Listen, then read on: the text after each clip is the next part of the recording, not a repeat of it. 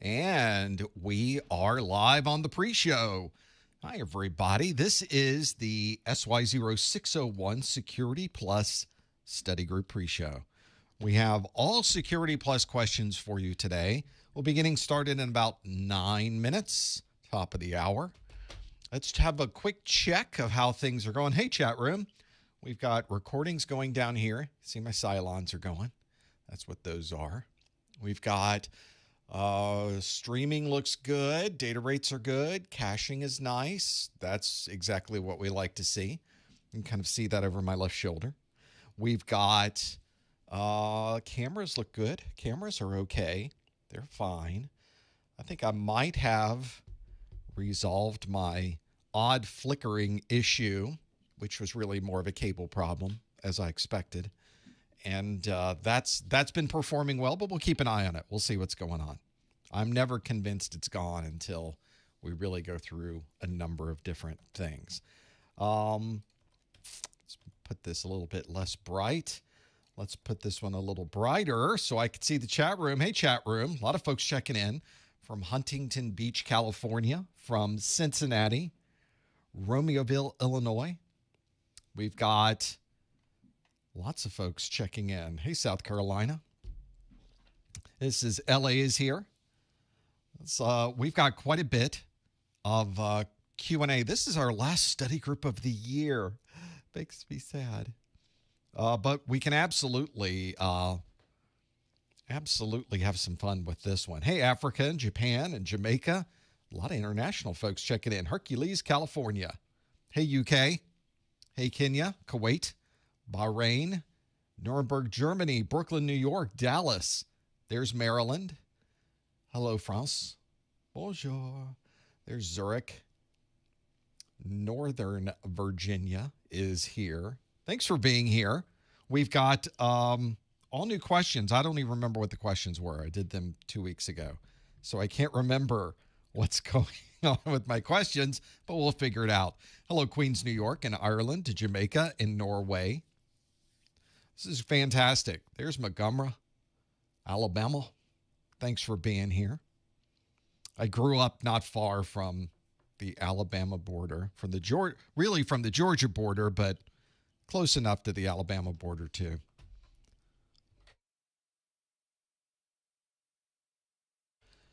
Okay, let's see what I plan to write the exam soon. Scared I might not get a job from Africa. What do I have to say about that? Well, I guess it depends on what people are hiring in your neck of the woods. I always say you should get the certification that matches what people are looking for. But it also depends on what you plan on doing with it. Taking a certification, I think for most people, is a beginning step or a piece of information that will help you get a job or get a better job. I think the vast majority of us are there. But I think that it's also a good place to learn, just learn things. Just have information you can stick in your brain and use for the rest of your career, even if you don't get certified. So there's an advantage whether you get that job or not. And maybe it's not something you're able to use now, but maybe you're able to use it later. I have no idea what the job environment is where you happen to be, but of course, looking over the job postings out there might give you some idea what people would like to see. There's some folks nearby in Eglin Air Force Base. Thanks for being here. Hello, Fort Sill, Oklahoma, and Singapore, and North Carolina, and Philly, and Taiwan, and Tucson, Arizona. A lot of folks checking in. There's Baston. Did I get plenty of breakfast? We're past lunch at this point. I have to get lunch before the live stream because the live stream is at 12 noon my time. So I don't even remember breakfast. That was a long time ago. I'm already looking at what's going to be happening for dinner. Like I'm already in there figuring that out. Hello, Germany, Trinidad. Thanks for being here. We've got about 5 minutes to go. 5 minutes till we get started. This is not the live stream. Eventually, you will see me on the live stream, but right now, I don't have my camera. My light's not on. Look at that. How are you supposed to know what's going on if the light isn't on? Let's get that light turned on. I'm glad I brought that up. We have 5 minutes and we don't have a light. What will we do? Well, I'll just click a few things on my screen. Wait for it. We'll tell it to turn on the back left light. We will click next and see what happens. And There it is. So much better. I can turn that. Really, we turned way too many lights on, didn't we? We need to turn some off. I actually have too many lights now. I'm converting out all the lights in my studio from one type to another, and it is working fantastically. That's a little better. It was a little bright. It was a little bit much. There we go. That, and now that looks proper. We got about 4 minutes to go. 4 minutes, Mr. Sinatra. Calvin is asking, how did I, thanks for the love about the setup that we have. How did I get the equipment? How did I get all of this to where it is today? It's sort of like one of these things where you start off with one thing and then it just sort of escapes the lab and gets bigger and bigger. And now this is what we have. You know, it started with a very small desk and a very small light. And now we've got, you know, just crazy stuff going. It's actually much simpler than it used to be. It's a much smaller video switching system. The lights are very different than they used to be. Now everything is in the desk, and it didn't used to be that way. It's not two mixers. It's one mixer. On this side is the Radius mixer that I've got. It's a Radius console from Axia, and it goes to a Radius mixing system that's underneath. It's actually a Linux system, embedded Linux, but you just never see the Linux part. This is not a mixer. Well, I guess it is in a way. It's my video switcher, which is the Blackmagic. You can see what all these different devices are if you go to professormesser.com/studio. professormesser.com/studio. And you can kind of see all of these different, what is this and what is that? What type of mic? What type of camera? What's going on here? And you can kind of get a feel for it. I need to update the lights on that website, though. Something for me to do this weekend. Something, you know, when I got some spare time. There's so much spare time to be had these days. So we will be getting started in a moment. Get through. I think I've got everything here ready to go. It all looks pretty good. I'll have to figure this out. And Security Plus, of course. Now we're doing pretty good. Security Plus is been around quite a bit now. We're in pretty good shape. Well, it's been about a year. Security Plus been around about a year. Can't believe that. Because we started our 601 Security Plus study groups in January. So we have had a full year now, or almost full year, of Security Plus study groups, which is great. I love it. And that means that we've got, of course, plenty more to do. This next year is going to be amazing. Every year just seems to be crazier and better, and we've got just amazing ideas and things we're putting together and thoughts and projects, and you'll see it eventually. It's one of those that nothing ever happens overnight in this particular kind of business. When you're making content, it takes a while to finally get this type of content out, but that is one that does come in handy. But we got some fun things coming. Hopefully some new courses, maybe. I would love to. I don't know what it is yet. I don't know what the course will be, but I do have a slot available to do another course, something we haven't done before. So we will see. It'll be interesting. Oh boy. All right. I think we're in pretty good shape. I like what I'm seeing with the cameras. I don't see any of the weird flickering that we were getting before. So that was great. I resolved a problem I was having with audio and got the audio problem resolved. Or it seems to be anyway. I guess it could, because of how I resolved it, it could actually crop up again. But I can fix it quickly. I would love to see Linux Plus. I would love to see Pentest Plus. These are all, I have a big list of all of the things I would like to do next. And it's a significant list. It's top of the hour though. And I like how Discord tells me, hey, it's time.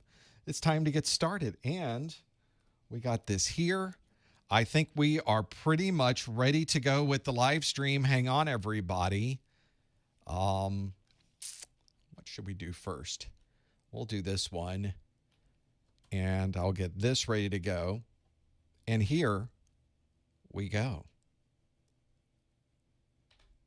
This episode is sponsored by Uncle Phil's Fudge, homemade, small batch, hand-cut fudge with the freshest ingredients. Visit UnclePhil'sFudge.com. Use coupon code 5 for 20 for traditional fudge and 4 for 24 for plant-based fudge. Oh, it's so good.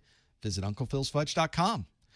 Hello, everyone. Welcome to the December 2021 Professor Messer Security Plus Study Group. This is our Security Plus Study Group for the SY0-601. This is an exam that's we're just talking about.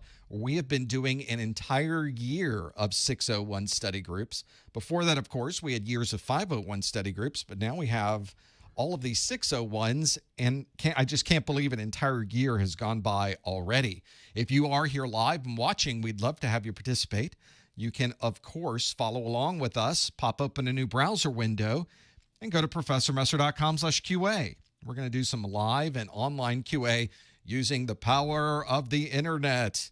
I also have an app, or there is an app that you can use, because of course there is.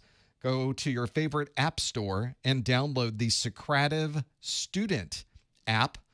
Obviously, there's two types. There's a teacher app. That's the one for me. You want the student app. That's the one for you. If you use the app, it will ask you for a room name. Make sure you spell it right.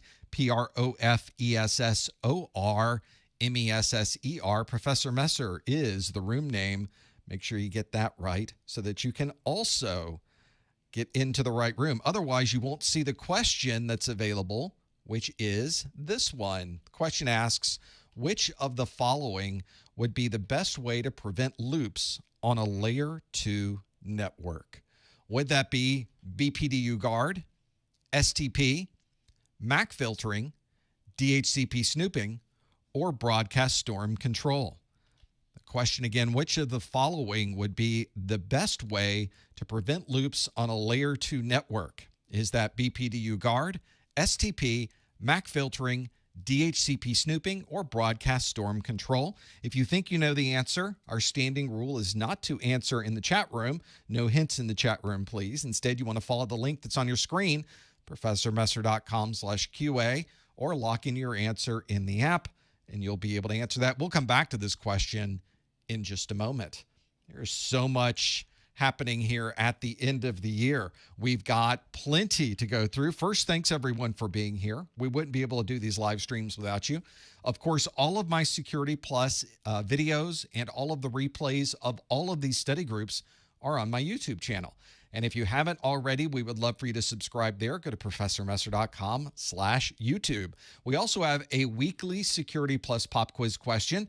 It's available on Twitter at ProfessorMesser.com/Twitter, and on Instagram, has a pretty picture along with it at ProfessorMesser.com/Instagram. Of course, if you're here, then you know we are talking today about Security Plus. The Security Plus exam has been around just over a year now. It was released on November the 12th of 2020, which means the estimated retirement date for that exam is May of 2024. I put that there so that you know that if you're working on this exam right now, as we sit here in December of 2021, you have plenty of time with your current study materials to pass that exam, no problem. Plenty of time until May of 2024. To be able to pass this exam, you take a single exam. It's 90 minutes long. You can get a maximum of 90 questions. It might be fewer than 90 questions. And a passing score for that exam is 750 on a scale from 100 to 900. There are both multiple choice questions and performance-based questions on the exam, and we'll do a little bit of both of those today. If you are watching this for continuing education unit, yes, you can get credit for watching the replays on our YouTube channel as well, just very quickly. And of course, out on our website, you can watch every single one of our Security Plus videos for free. You don't have to register. You don't have to give me your email address. You don't have to sign in.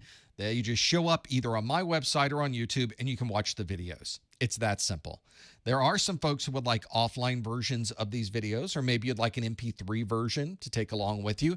Maybe you would like a set of practice exams or course notes to go along with the videos. Maybe you would like my Exam Hacks ebook or exclusive access to this Q&A in our study groups. All of this is available on my website in the Success Bundle. Go to ProfessorMesser.com/601SB. That is our 601 Success Bundle. 601SB. Pretty good to have that as well if you're someone who wants an offline version of the course, and it's a great way to support the site as well. If you would like some questions, I need to add some additional 601 questions to my Take 10. You can go to ProfessorMesser.com/Take 10, and there's plenty of questions there for A+, Network Plus, and Security Plus, and I'm adding some new things all the time. So feel free to have a look, go out there and look at those and see if you can find some things that might help you with your studies. We also have a replay of this particular event, this live stream. It's automatically created on the YouTube side. As soon as I stop the live stream, it takes a couple of minutes to process, and then it's available for replay almost immediately afterwards. There is also an audio version replay available. It is a podcast distribution. You can find it at ProfessorMesser.com/podcast for my A+, Network Plus, and Security Plus study groups.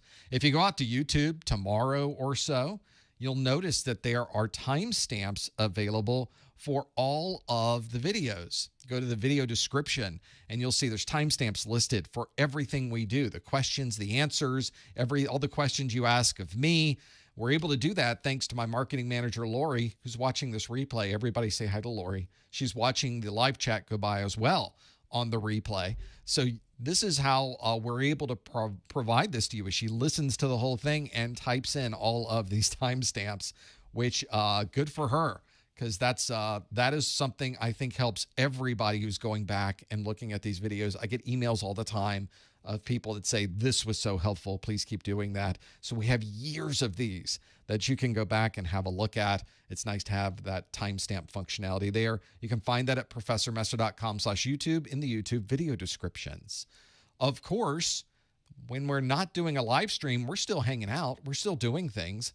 Follow us out on Discord. Go to ProfessorMesser.com/Discord. It's our live chat 24/7. There's always somebody in there doing something. And they can usually point you in the right direction. I'm often hanging out in there, so it's a great way to talk to me and discuss anything you have a question about. I can usually point you in the right direction as well. And you can find that at ProfessorMesser.com/Discord. I'll also remind you that ultimately you're going to be taking your Security Plus exam.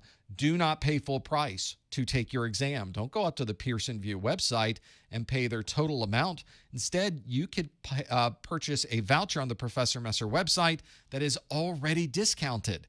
You don't need a discount code. You don't need a plugin or extension for your browser. You don't have to scour Google to try to find a discount code. It's already discounted. You don't have to play any games. Go to ProfessorMesser.com/voucher, and that's where you get your vouchers. I can usually turn those around pretty quick to you, so you have access to those vouchers. Also, if you purchase the voucher from my website, you get a free copy of my Exam Hacks ebook. So if you're someone who you didn't buy the Success Bundle, which is the only other place you could ever get this Exam Hacks ebook, you can get it by purchasing a voucher. This will give you some tips for studying. It can give you some tips that can help you with the exam itself during the exam. And a few people have even emailed me and say, I know I got some extra points on this exam following some of the tips and tricks that you have in your Exam Hacks ebook. Find that at ProfessorMesser.com/vouchers. Let's see if we know the answer to that question we posed earlier, which is which of the following would be the best way to prevent loops on a layer 2 network? Would it be BPDU guard, STP, MAC filtering, DHCP snooping, or broadcast storm control? Now, if this looks familiar, it's a question from last month. This is our rewind question. We always do one rewind question at the beginning of the study group just to make sure everybody's able to get in and answer the questions. And you can see that 52% of you have chosen STP as the answer. 20% of you say that's BPDU guard. 15% of you say that's MAC filtering. 9% said broadcast storm control, and 3% said DHCP snooping. For those of you that have ever managed a layer 2 network, you know that having a loop occur is a frightening event. It effectively brings down the entire network. So you want to have mechanisms in place that would prevent this from ever occurring on the network. And the way that you do that is, first, don't create a loop between your switches. The problem is that there's so many cables, there's so many interfaces, it's so easy to plug into the wrong place. Fortunately, to resolve the loop, you just unplug the cable. But by the time you've realized there's a loop, it's too late. That loop brings down a network very, very quickly. You plug it in, 60 seconds later, your network is down.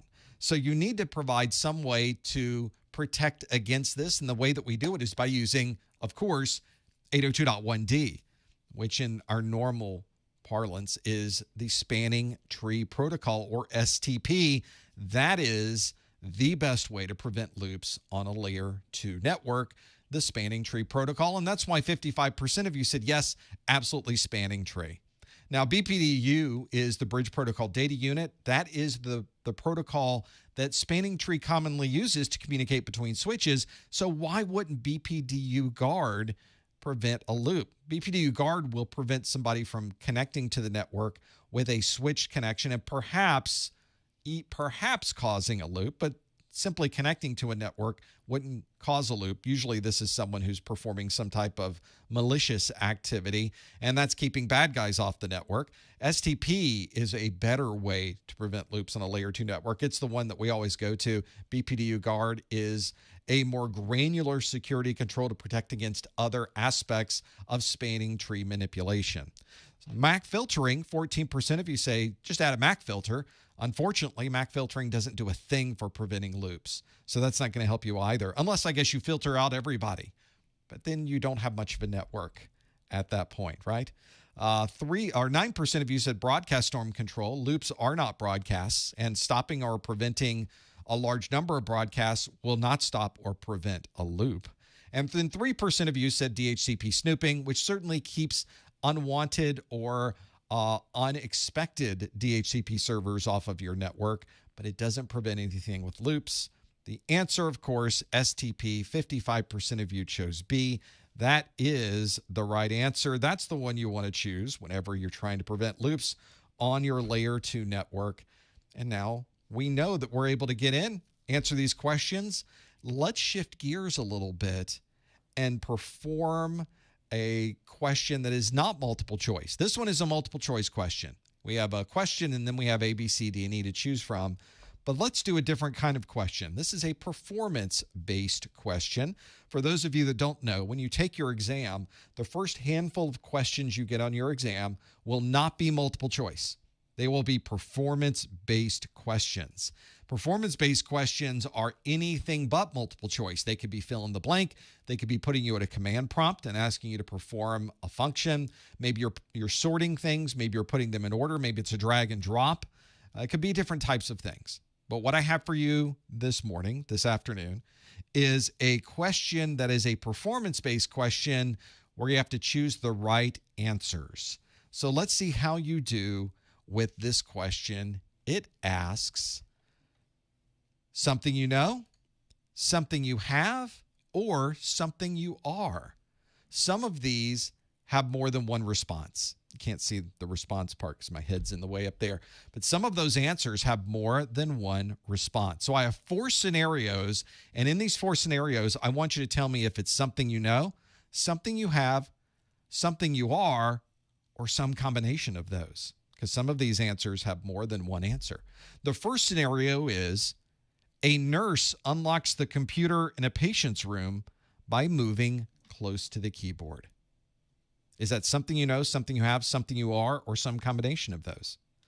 The second scenario is a systems engineer opens a door to the data center using a PIN, P-I-N, and fingerprint. Is that something you know, something you have, or something you are? Or a combination?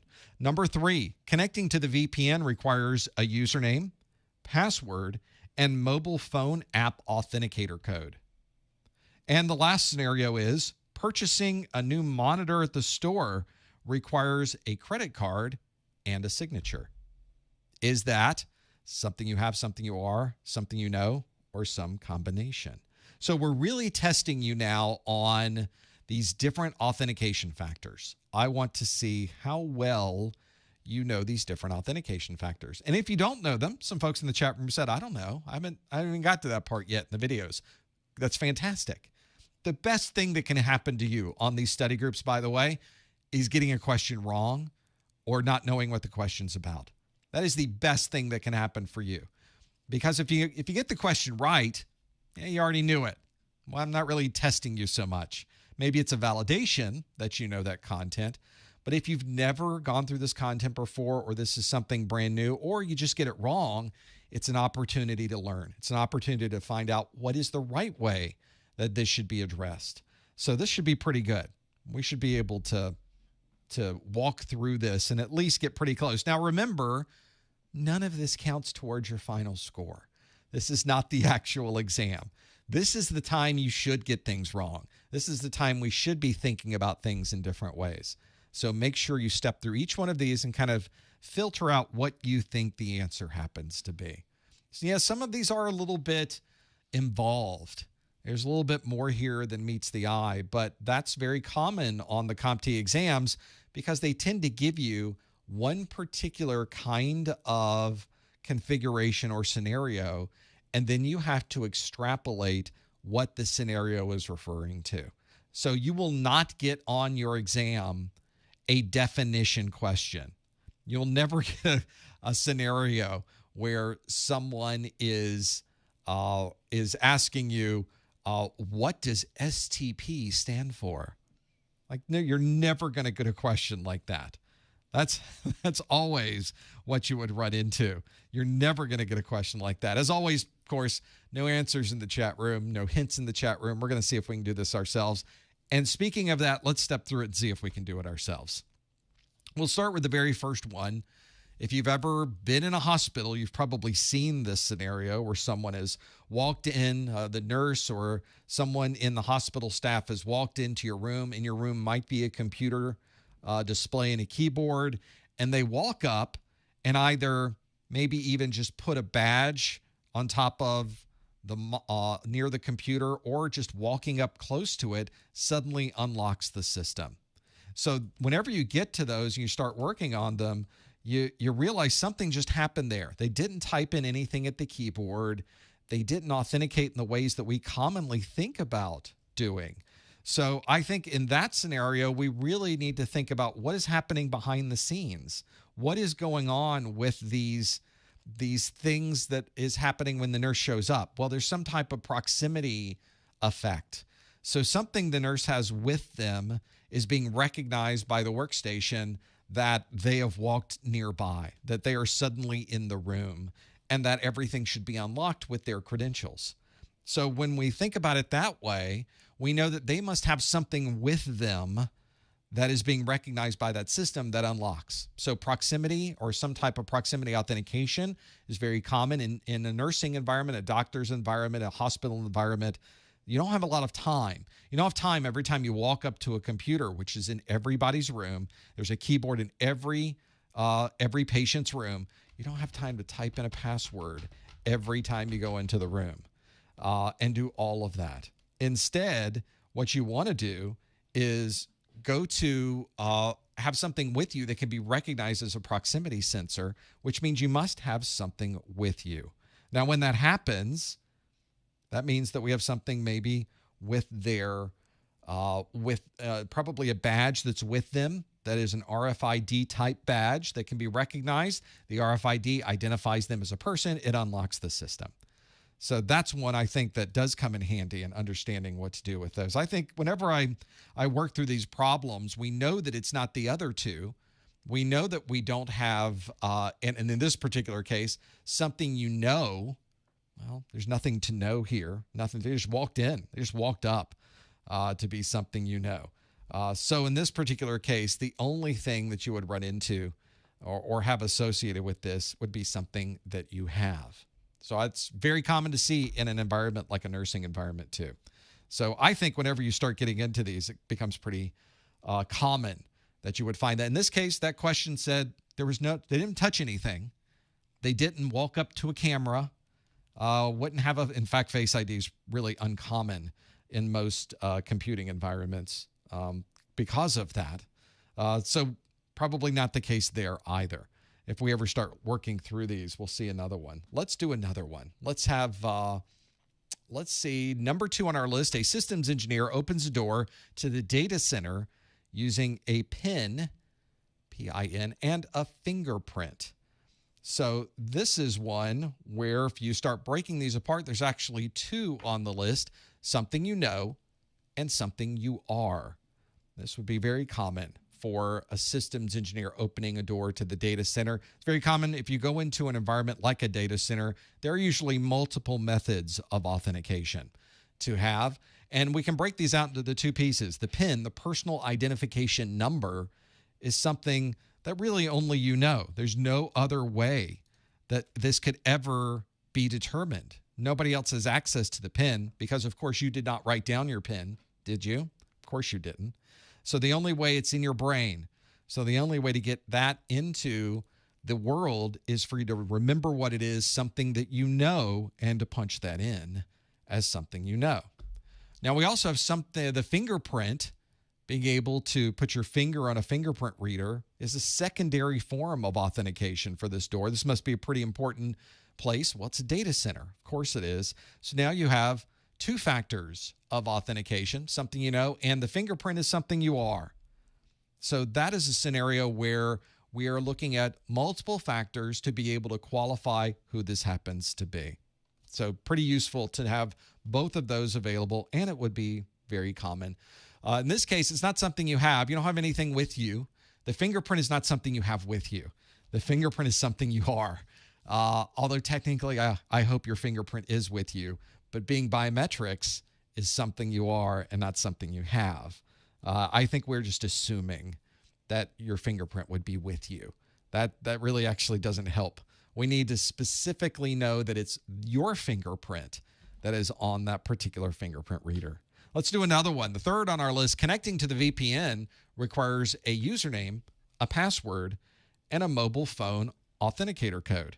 Well, as we know, certainly we've done this and at least over the last year and a half, 2 years, is that being able to have that functionality requires something you know and something you have.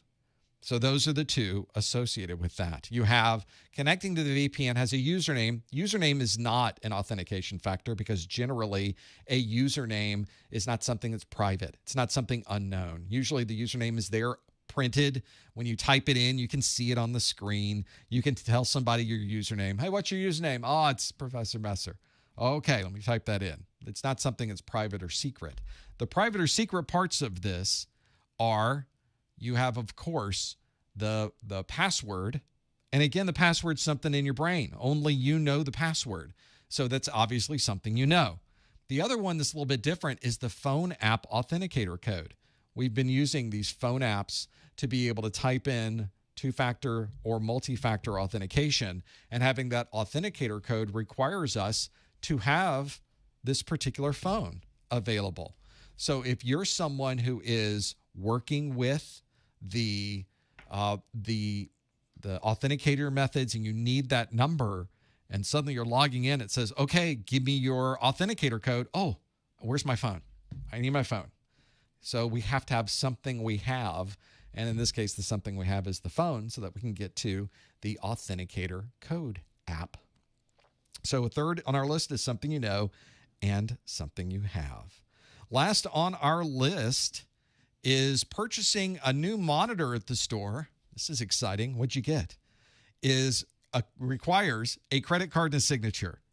So another scenario, credit card and signature, we've got a couple of things we could think about, but in this particular case, the credit card is not really the super secret part. Just having a credit card doesn't provide you with any authentication. That's not the secret part. You can show people your credit card when you hand that to them. The real part that's the challenge is the signature, but we don't have a signature part on here. So the only thing is what we have.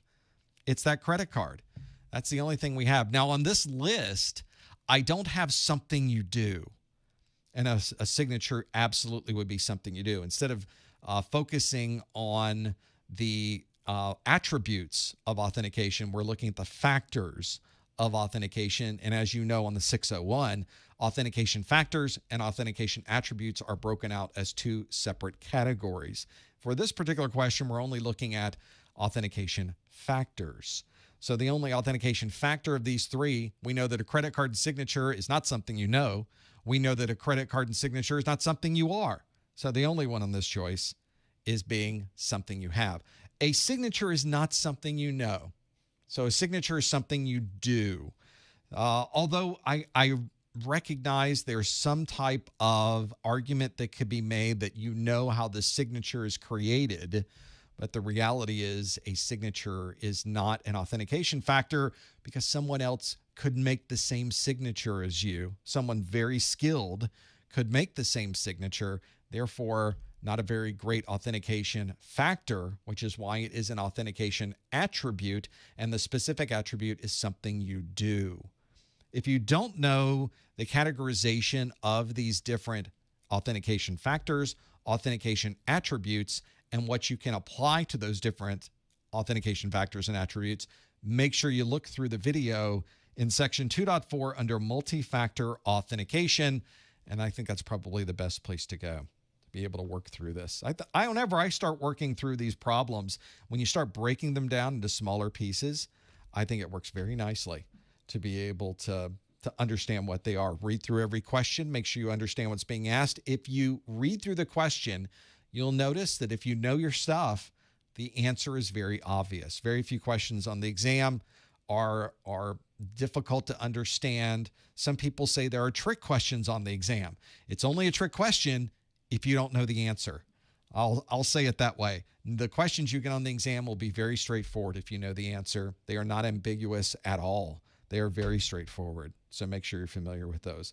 Multi-factor authentication is something that you will find in that video, so you can break down the different factors and the different attributes. The different attributes are somewhere you are, something you can do, something you exhibit, and someone you know. A signature would fit under the something you can do attribute. So pretty useful. Make sure you're familiar with all of those. It's a nice video to go through if you're trying to get an understanding of the multi-factor authentication factors and attributes. Great to have that there. And of course, a type of performance-based question you could possibly get on the exam, so it's useful to know about those as well. Very good multiple choice questions can come out of that as well. Pretty useful. In the first place, though, we didn't give you the option of something you can do in that first question. So folks are asking that. In that first question, they're asking why wasn't the first one something you can do? Because that's not one of the possible answers. And in fact, it doesn't actually qualify as that. Just walking up to a keyboard doesn't provide any special authentication. When they walked up to the keyboard, why did it suddenly unlock their system? That was the real question. I think I might have thrown some folks for these, but that's okay. We have more questions for you, so let's do another one. We're back to a multiple choice question that asks, which of the following provides documentation on attack methods, techniques, and mitigation information? Is that the Diamond Model, the NIST Risk Management Framework, the ISO/IEC 27701, the MITRE Attack Framework, or the SSAE SOC 2 Type 1 or 2? Got a few options there. Which of the following provides documentation on attack methods, techniques, and mitigation information? Is it Diamond Model, NIST Risk Management Framework, ISO/IEC 27701, the MITRE Attack Framework, or SSAE SOC 2 Type 1 or 2? It's got to be one of those, right? See how you do with this one. And of course, as always, no answers in the chat room, no hints in the chat room. Instead, lock in your answer right there at the link on the screen, ProfessorMesser.com/QA. That'd be a good one to have that there. I think if you're ever in a situation where you need to understand attack methods, there is an entire set of things that you need to understand. Each one of those answers, by the way, is absolutely something you should know. They're all listed in a series of videos. They're all standard frameworks. I didn't make any of those up. It looks like I made some of those up. I did not make any of those up. Those are real frameworks, and you have to know the differences between all of those. Pretty useful. This is one that I think would be good to know. Only one of these happens to be right. So you only have to choose one on this one, thankfully. That's a little better than the last question. So focus in and lock yourself in on that single answer that you think it is. Remember what the answer is. I realize that Socrative doesn't tell you what you answered once you lock it in. So I know, MITRE ATT&CK framework, it's got the ampersand. It's like I was trying to be a little bit too hip and trendy. Nope, that's a real thing. So it's not me trying to be hip and trendy. The NIST risk management framework doesn't sound right. ISO/IEC 27701 looks completely made up. So you never know what you're going to find. Could be useful to know what these things are, because each one of these could show up in your exam. All 5 of them are real, and all 5 of them do come from the CompTIA exam objectives. And if you've never seen these before, then you should absolutely go watch that video. That's going to help you as well. This is a series. These questions, it doesn't seem like that would be a security thing, but there's so much policy and non-technical aspects to IT security. I think a lot of people don't realize. I think it'd be a good one to know. So good point. Somebody made up the name originally, right? So why couldn't I make up the name? Not exactly how it works. We'll have to find out what these happen to be. Let's see how you did with this one. The question again, which of the following provides documentation on attack methods, techniques, and mitigation information? There's a lot there. Is that the Diamond Model, the NIST Risk Management Framework, ISO/IEC 27701, the MITRE ATT&CK Framework, or SSAE SOC 2 Type 1 and 2? Let's see how you answered this one. 59% of you say it's the MITRE ATT&CK Framework. 25% of you say it's the NIST Risk Management Framework. 7% said Diamond Model. 6% said ISO/IEC 27701. Sort of a tie for a third there. And if you really wanted to pull in this last one, 3% of you say it's the SSAE SOC 2 Type 1 and 2. Well, if you've ever been out to the MITRE Corporation's website, they have an attack framework that is a nice knowledge base. This is a pretty comprehensive knowledge base of all of these different attacks, ways to understand what's happening during the attack. You can identify how'd they get in, how'd they get the intrusion into the network to begin with, how did they move around using this particular technique, and then what can you do to mitigate this from occurring in the future. It's very comprehensive. It provides a lot of detail. Here's a better view of it. This is just part of it. This is just a single screenshot of it. It is extensive. It's huge to go through. But if you ever wanted to get a better understanding of a particular attack type, this can really help you. And if you're studying for the Security Plus, you have to know a lot of these different attack types. So if you're ever looking at attack type and you see brute force, you see cross-site scripting, and you're wondering, wait, cross-site scripting, how does that happen? Well, they've got a whole story for you to read about where it comes from, how people use it, how to stop it from occurring, and it might help you with your studies. This could be a framework that could be really useful, but it's also useful once you get into a security role and somebody says, how can we better prevent this type of security issue? Well, let's have a look at what MITRE has to say, and from there we can start creating other strategies for putting that into our existing network and configuration. The MITRE ATT&CK framework is absolutely the one to look at. One of the things that kind of gave this one away is if you knew about all of these different frameworks and methods, this one is very comprehensive. The MITRE ATT&CK framework probably has the most to read than all of these others. I think some of these others are pretty comprehensive though, but it has sort of different types of data, attack methods, techniques, mitigation information. It's like reading a book about that particular attack type. Other types or frameworks that are on here, things like the Diamond Model, for example, doesn't give you that level of detail. The Diamond Model is kind of a blank slate, and then you have to take a scenario that's occurred and kind of fill in the diamond. So diamond model is kind of an after the fact scenario of piecing together, wow, what happened here? Where did we get all of these attacks from? Where did they go and what happened with that? The NIST risk management framework is another good one for providing detailed information. And the ISO IEC 27701, another framework. There's a bunch of ISO frameworks you need to know, and that's a single one of them that focuses, I want to say the 27701's on data, isn't it? On how do you put together a comprehensive data plan. Trying to remember off the top of my head at this point. And of course, we have the SSAE SOC 2 Type 1 and 2, which deals more with auditing your network and making sure that you have the right security controls in place. So that is why in this answer, the only one that really makes sense, the only one that matches something that would show attack methods, techniques, and mitigation information is indeed the MITRE attack framework. And I highly recommend you go to the MITRE website, have a look at their attack framework. Very detailed. You can kind of get lost in it. If you're really starting to go through things. Oh, I've heard about that. Oh, I've heard about that. What about this thing? What does that show? What is the mitigation for those? Really interesting data in there, and it's constantly being updated and changed. It's a very nice resource and absolutely one you should be aware of, as well as all of these others on this list.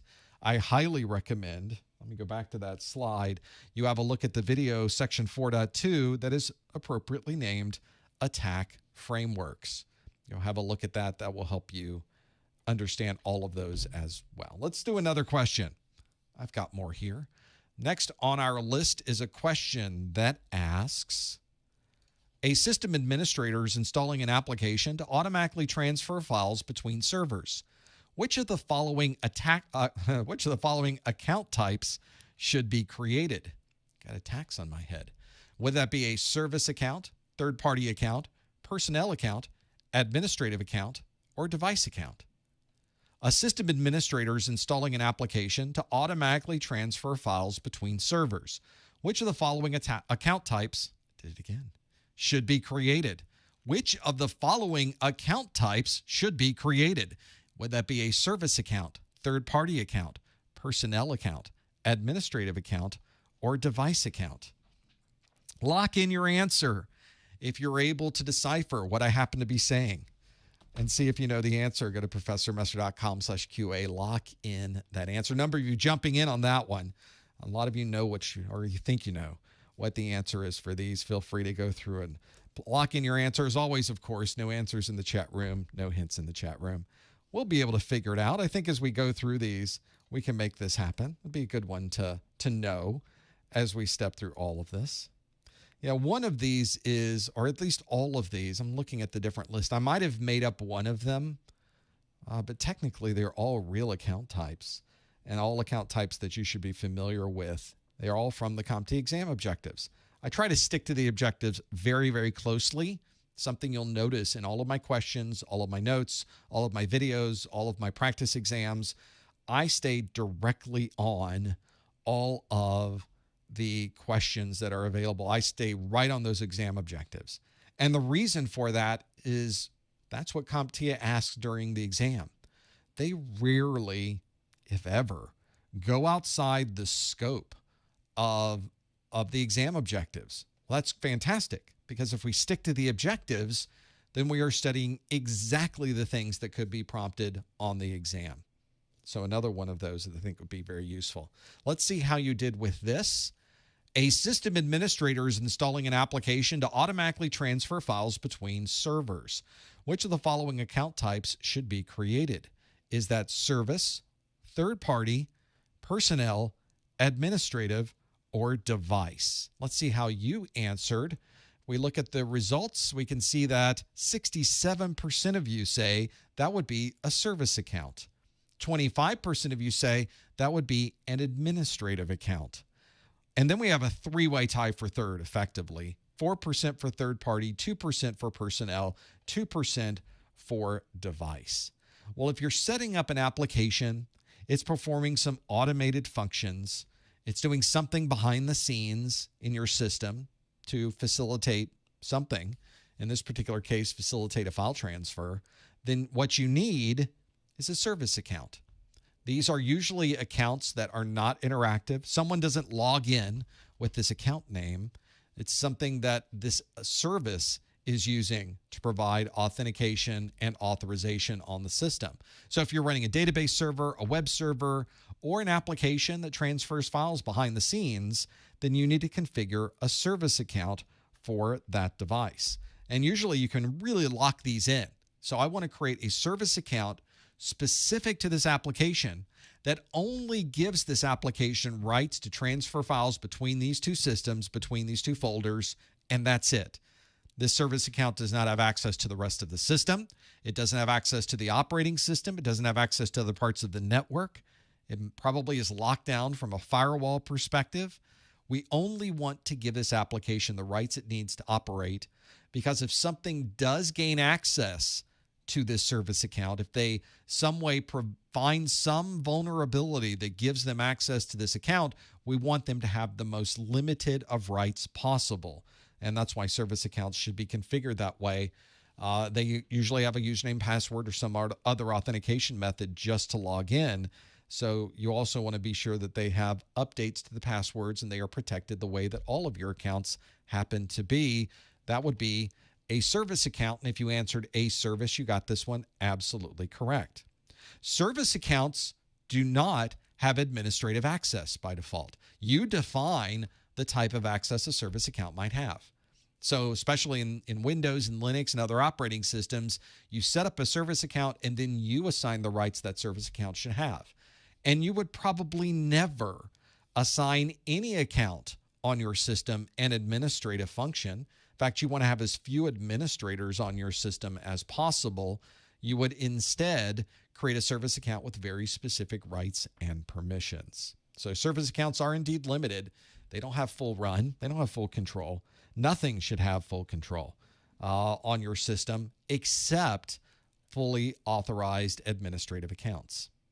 5% of you said third party. This is not a third party account. It's a service that's just running on our own server. We're not connecting to or using a third party service for this. It's on our own servers. There's nothing in here that mentions bringing a third party in or connecting to a third party. This is just a service that's running on our own systems. We got personnel account, which is the one I sort of made up, which is really a user account, if you want to think of it that way. I think the exam objectives may even call it a personnel account now that I think about it. The personnel account is the one that you would use as a user to log in. It also has restricted access to the system. And a device account, well, that is the one I sort of made up. Devices don't have account names, so definitely would not be those 2% of them. In this case, the one that we really are looking for is indeed the service account, and 66% of you said, yep, you are correct. That is the one you should be using on your system. This comes from our credential policies video. That's the one you want to look at. There's plenty to find in that video talking about account types and the other things you should know to be able to protect your system, but still allow these services to run. I used to install applications on my systems that would access the Active Directory server. And so they would need some type of credential access to the system to be able to do that. They would need, of course, to be able to access the operating system. So we'd have to give it the correct rights and permissions to be able to talk out to the Active Directory server. And we set it up as a service account. We didn't log in as administrator. That would not be a good idea either. So very useful to know that. Let's also, before we go to our next question, one of the things you probably have noticed in here is that there are a lot of different things to know on this exam. And some of these questions, by the way, on this exam are extensive. Fortunately, if you're someone who's gone back through the years, I think the 601 exam has kind of, they found the perfect combination of questions that are complex enough to ask for a security exam, but simple enough to be able to read through. So a lot of the questions I've noticed on the 601 exam have questions that are maybe 2, sometimes 3 sentences long, and they've kind of cut it down to that. They're much more efficient with their questions now. For example, we have my practice exams. I wrote a set of practice exams, 3 separate sets that really go through every one of these exam objectives, trying to get you an understanding of what these topics might be. I don't repeat topics throughout these exams. I try to make them very different throughout every single one of these practice exams. I got multiple choice, performance-based questions, and there are links in the PDF itself that add some interactivity. For example, let's do one. This is a live view of my practice exams book, question A10, that asks, an IPS at your company has found a sharp increase in traffic from all-in-one printers. After researching, your security team has found a vulnerability associated with these devices that allows the device to be remotely controlled by a third party. What category would best describe these devices? Is it IoT, RTOS, MFD, or SOC?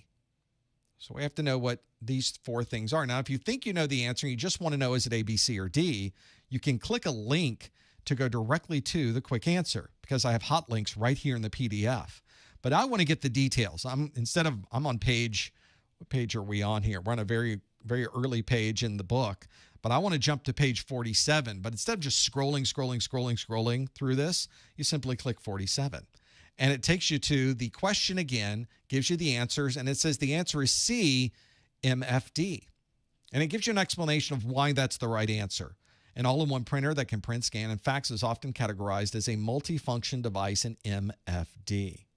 Now, the problem with me when I take these exams is I always get the question wrong. And I say, well, no, it's B. Well, that wasn't it, RTOS. Well, why is B not the right answer? Well, that doesn't tell me. So with every single question in my practice exams, I give you explanation of why the wrong answers were wrong so that you can learn something from this. Anytime you get a question wrong, it's a learning opportunity. So I wanted to create kind of a feedback loop so that if you get a question right, okay, now you knew what that topic happened to be. But if you get it wrong, why was it wrong and how can I correct this next time? If I answered B, RTOS, real-time operating systems, are commonly used in manufacturing and automobiles. So that's one that I think would be useful to know. In fact, I tell people if you get the question right, make sure you read through the incorrect answers so you really understand what's being asked with the incorrect answers, because on your exam, the question might be about RTOS, and it would be really useful if you happen to know what RTOS happened to be. Now, if none of this makes sense, then I have a link right at the bottom that takes you to the video that the question came from. So this question came from Section 2.6 Embedded Systems, and you can either scan that with your phone and watch it on your phone, or you can simply click the link, and it will take you right to the video on my website. And once we're done here, I can click the back button in my browser, in my PDF reader, and it goes back to where I was, and I can go to the next question on the list. So that is my practice exams. They're available on my website, professormesser.com/securitype. If you purchase them with my course notes, then you get a little bit of a bonus. And the practice exams themselves are available in a digital PDF form or a physical book. But both are exactly the same, of course. It just depends on whether you like to carry it around with you. With a physical book, it's a big book. Physical book, lots of pages, 380 pages in that Security Plus book. But if you get the physical version, I'll ship this to you, but you also get the digital version free when you buy the physical version of this. And you can, of course, combine that with the course notes so that you get the notes and the practice exams all available in one place. And there's a little bit of a discount if you do that. Find out more, professormesser.com/securitype. Let's do some more questions. I've got more here. This next question on our list says, an attacker is intercepting and modifying information sent in real time across the network. Which of the following would best describe this attack type? Would it be RFID attack, wireless disassociation, DDoS, MAC flooding, or on-path attack? An attacker is intercepting and modifying information sent in real time across the network. Which of the following would best describe this attack type? Would it be RFID attack, wireless disassociation, DDoS, MAC flooding, or on-path attack? You think you know the answer? Go to professormesser.com/QA. Lock in your answer. Please no answers in the chat room. Please no hints in the chat room. We'll see if we happen to know what this one is. Go to see if you know what these are. These are 5 real attack types. Didn't make up any of those. So we have to know what these different attack types are. And if you don't recognize any of these, that's another opportunity, of course, to go through and know what the attack types happen to be. You should know there's many more attack types you should really go through to figure out. This is one that you absolutely need to know. Yeah, hopefully you're able to lock this one in. I think this is a pretty good one to know as well. And if you're somebody who studied for the 501, you may not know this one. I'll explain why when we're done with this. Even though this is a topic that you would have found on the 501 exam. That is one of those scenarios. Let's see if you happen to know what it is. Go to professormesser.com/QA, lock in that answer. Yeah, maybe we do a calculatus limitatus on this one and get rid of the ones that we know it isn't. So that's one way to help you as you go through all of these. This is pretty useful. I think as we go through these attack types, I have 5 listed here, but I think there's 12, 14 of them attack types that are on the exam objectives. There's extensive number. There's network attacks. There's system attacks. There's just an extensive number. I was doing all kinds of attacks for the video series, demonstrating, creating graphics. There's just one after the other. A lot there that you would have to go through. Let's see how you did with this question. The question asked, an attacker is intercepting and modifying information sent in real time across the network. Which of the following would best describe this attack type?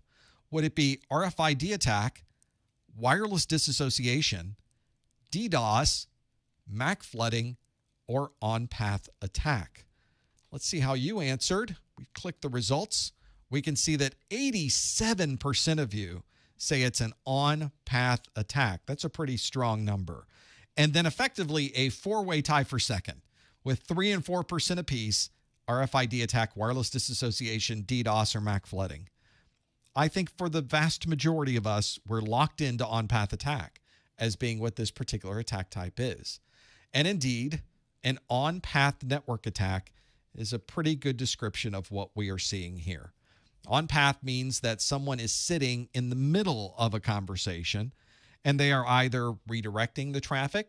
They probably are redirecting the traffic since they are in the middle of the conversation. And then they are maybe modifying the traffic, changing things, looking at it, identifying what's in it, and then sending it on its way. So if you are familiar on the 501 exam objectives, we used to call this a man-in-the-middle attack. Now we do not call it a man-in-the-middle attack. We call it an on-path attack. So a good example of an on-path attack is ARP poisoning. And I have a whole demonstration of ARP poisoning in the videos that describes that process and how it works. But this is one that certainly you will find. It's very common to find this type of attack because once you're in the middle of a conversation, you have a lot of access to the data. So there's lots of things you can do when you're in the middle. Maybe you do an SSL stripping attack. Maybe you modify the information being sent back and forth between a server and a client. Maybe you simply watch and you wait for them to type in a password. It just depends. So that's why an on-path attack would be the right one to consider here. And indeed, 87% of you were spot on. Of course it was an on-path attack to be able to have that there.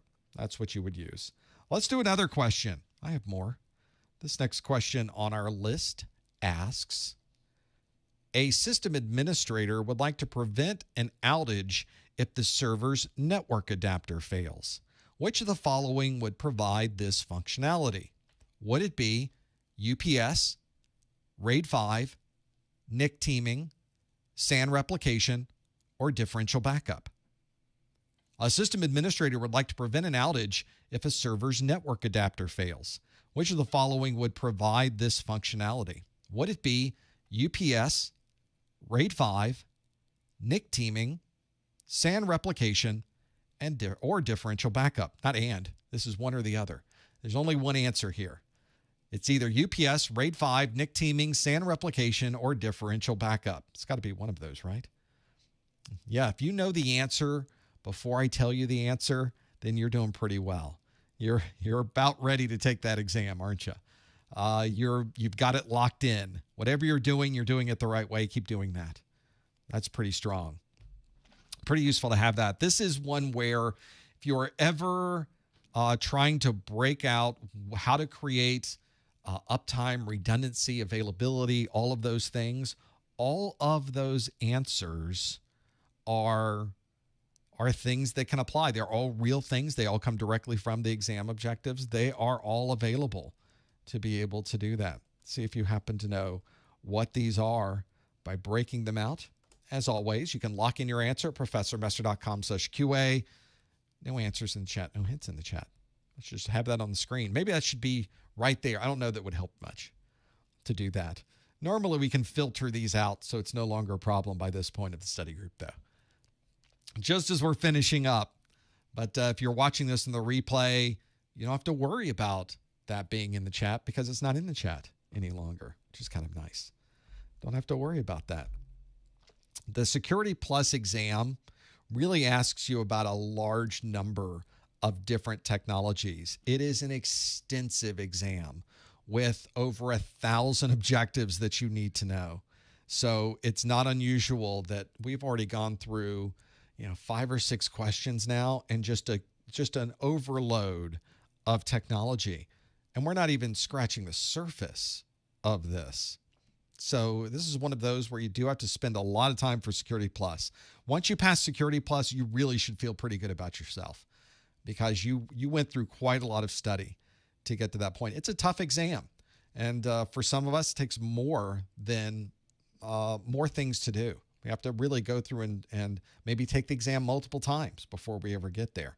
But this is one you should know about. Let's see how you did with this question that asked, a system administrator would like to prevent an outage if the server's network adapter fails. Which of the following would provide this functionality?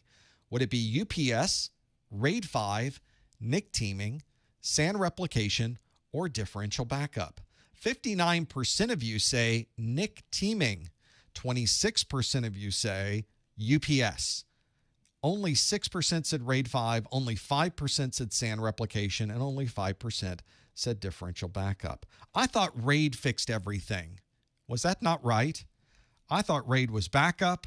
I thought RAID fixed machines. I thought RAID made coffee. I thought RAID was everything. Apparently, that's not the case. When we're talking about a network adapter failed, well, RAID is not going to help you at all. You need some way to have multiple network interface cards or NICs and be able to team them, be able to have them work at the same time to be able to operate. That way, if one of those fails, well, you got another one right there, or you have multiple others right there to be able to do this. Sometimes you'll hear this referred to as load balancing failover, LBFO. Often we just say, hey, is that set up for load balancing? And then we all know what we're talking about. Usually for NIC teaming, we of course have to have multiple network interface cards, multiple adapters to have that there. And then those adapters would occasionally, very often, usually every 100 milliseconds, every 1/10 of a second, they will send a message to each other, usually over a multicast. They'll just send it out expecting the other network interface card to see it. And so as long as they are all chatting back and forth, are you there? Yep, I'm here. Are you there? Yes, I am. They just keep doing that over and over again. And then if suddenly you say, are you there? And you don't get a response back, then we can assume that that interface card has failed. Internally within the operating system, we can disable it, and then we can be the primary card.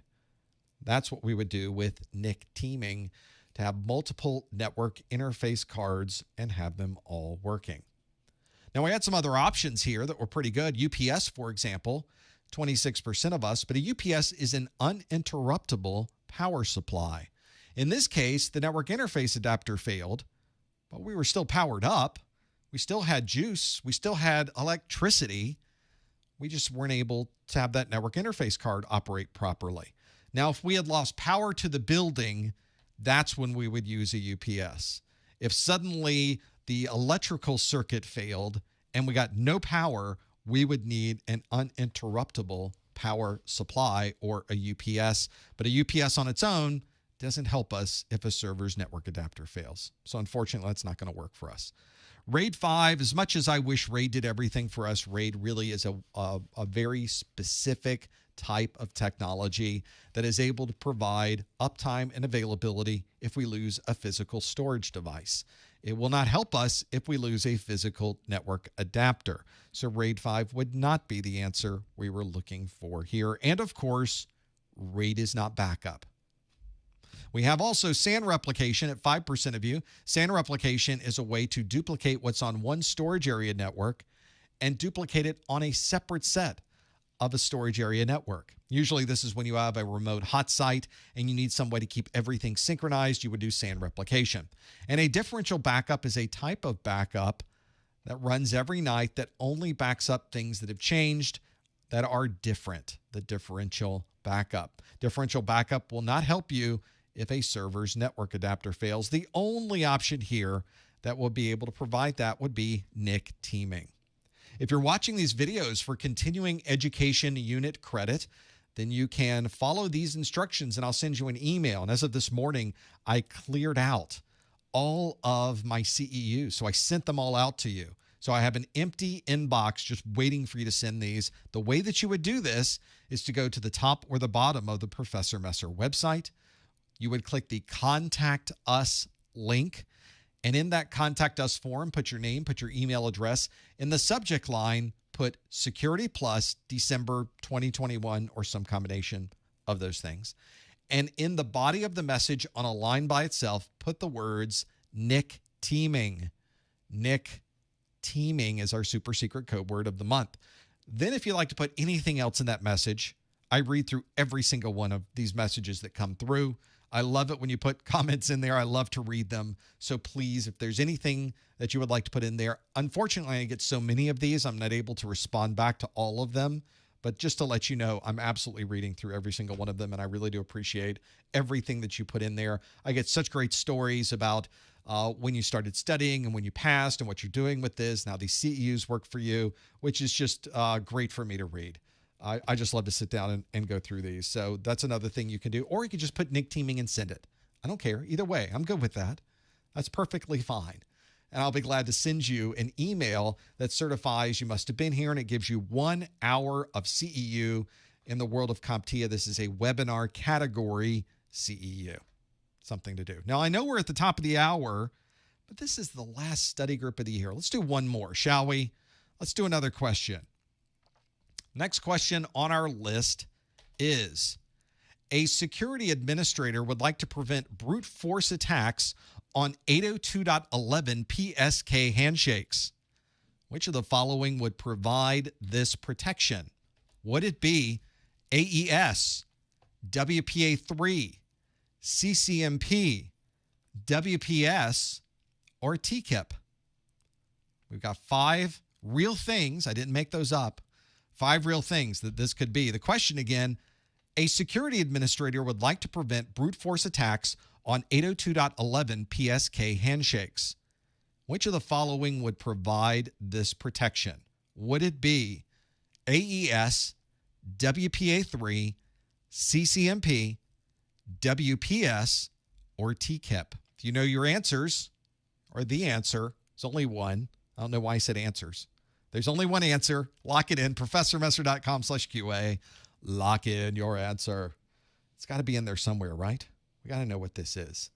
If you are studying for your 501 and you've jumped over, then you aren't quite sure what's going on. But if you are studied for your 601, this might be familiar to you. See if you happen to know the answer. We will figure this out. Again, no answers in the chat room, no hints in the chat room. We're going to figure this out, as people are saying. Yep, no answers, no hints, no hints, no answers. No answers, no hints. No hints? Are there hints? No, they're not hints. Are there answers? There are not answers. No hints, no answers. They're just going to get deleted anyway. So what's the point at this point? Just nuke them. Nuke them from orbit, and then nobody gets to see them. That way, anybody who's watching the replay, you'll notice when you watch the replay of these that the live chat goes along with it. So you can kind of keep track of what people are saying, which I think is kind of fun. But I nuke out the stuff that's going to give away some of these answers for the folks that are watching the replay. So I got you back. folks watching the replay in different time zones and stuff. Can't be here live for all of them, right? I wish you would be. We'd love to have you here live, but it doesn't work that way for everything. Yeah, 601 is kind of, I wouldn't say that it's more difficult than the 501. I think the complexity level of the 601 is very comparable to the complexity level of 501. However, the 601 has like 30% more objectives, has over 1,000 exam objectives, which makes it a bit harder to study. You have to remember more. So although what you are remembering is not more complex, there's just more of it. There's a lot more of it, and that's what makes it a harder exam. You're absolutely correct. So I'm agreeing with you. It is a harder exam to get that there. I think the questions on the exam are better than the 501, though. So there's my balancing act. The 501 had some ridiculously long questions, and they kind of figured that out. They kind of got rid of that. They kind of got them down to usually about 2 sentences now is the 601 questions. They're much more direct and to the point, which I think is great. The exam should be seeing if you know what you should know, not seeing if you know how to read a question. And I think they've done a pretty good job on the 601 of doing that. Let's see how you did with this one. A security administrator would like to prevent brute force attacks on an 802.11 PSK handshake. We got a lot to unwrap here. Which of the following would provide this protection? Would it be AES, WPA3, CCMP, WPS, or TKIP? And 52% of you, we got a majority that said WPA3 is what we think this is. But we've got double digits across the board almost. 17% of you say AES is what would provide that protection. 14% said TKIP. 12% said CCMP. Only 5% said WPS. What would the answer be? Well, this is one that is really a useful thing to know, especially if you're setting up a wireless network.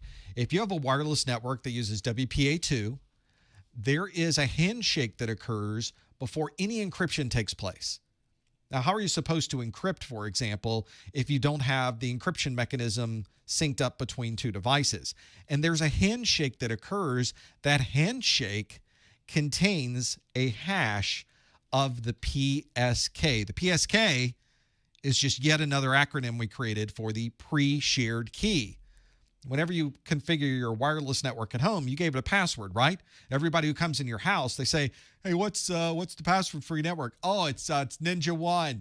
Ninja One's the password." That's your pre-shared key. Ninja One is your pre-shared key.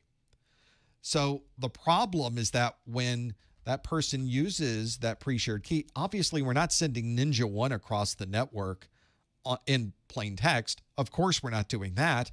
We're creating a hash of it, which in many ways, it's a one-way function. There's no way to undo the password from that, so we send that across the network. But of course, what the bad guys know is that if you've got the hash, now we can do a brute force attack. We can take that hash offline, and we can start performing brute forces on that hash to be able to determine what that happens to be. And eventually, we'll figure it out. It may take a very long time, but eventually we would figure it out. But how often do you change your pre-shared key? Yeah, you don't. You never do. Of course not. But at work, you'll notice you don't use a pre-shared key. This is why. This is why when you're in the office, there's not a pre-shared key that you're all sharing amongst each other, because there is some susceptibility to that hash being brute forced. Well, this is just becoming easier. We have the cloud. We have GPUs. They do this very, very quickly. So how do we get around that? We need some way to send information back and forth without sending the hash.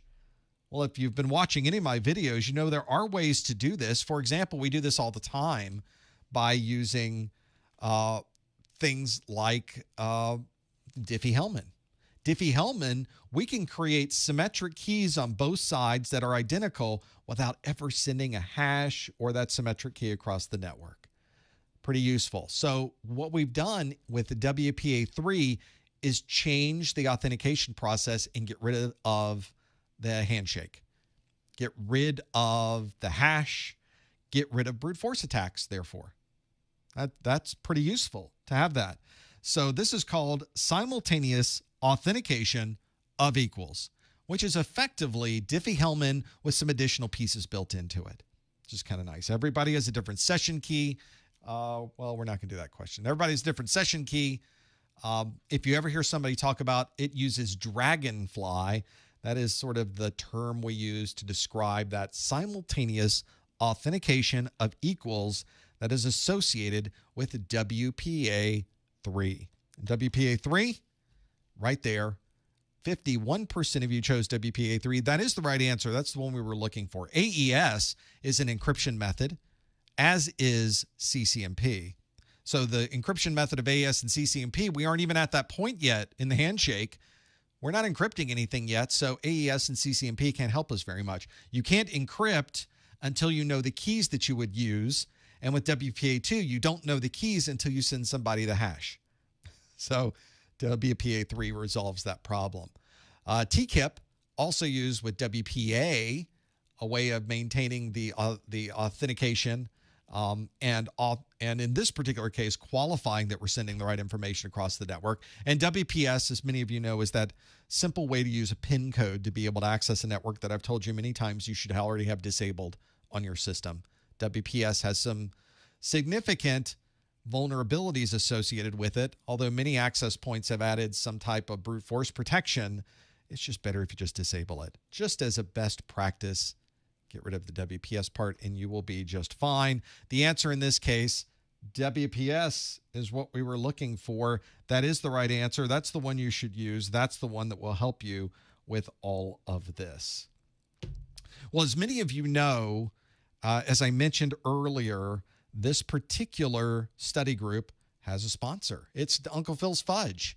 Uncle Phil's Fudge has been making fudge for years and has now hit the internet, has now decided we are going to send fudge, I say around the world. I know that Uncle Phil sends all of his fudge. He can ship it to you in the United States. He can ship it to you in Canada. This is one that can be really useful. I have, here's a picture of Uncle Phil. There he is.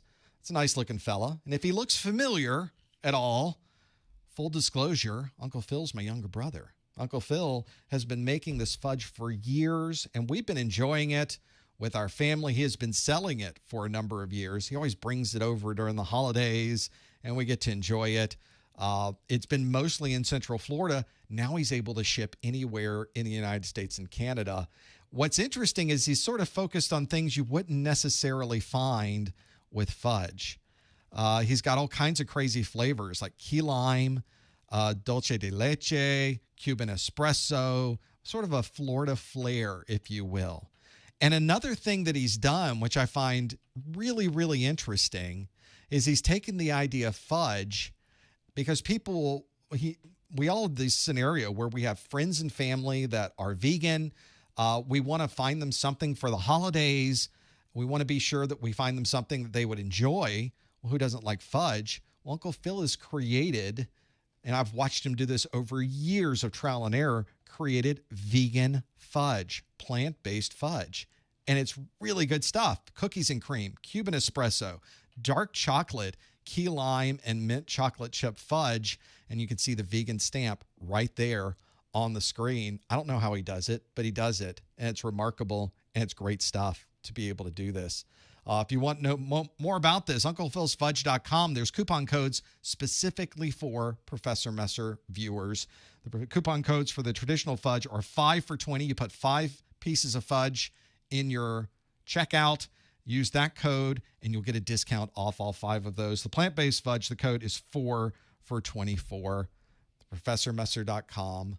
I'll put a link there to UnclePhil'sFudge.com where you can go to do all of that. That's we appreciate his being part of this craziness that we do here. We had some of you talking earlier about that answer. Did I give the wrong answer at the end? Did I say the wrong thing? 51% of you chose WPA3. Answer B, WPA3 is the right answer with that one. That's what that was. In the chat room, Caleb with the $10 super chat. Thank you, Caleb, for this. Caleb says, thank you for doing these study groups and the videos you provide.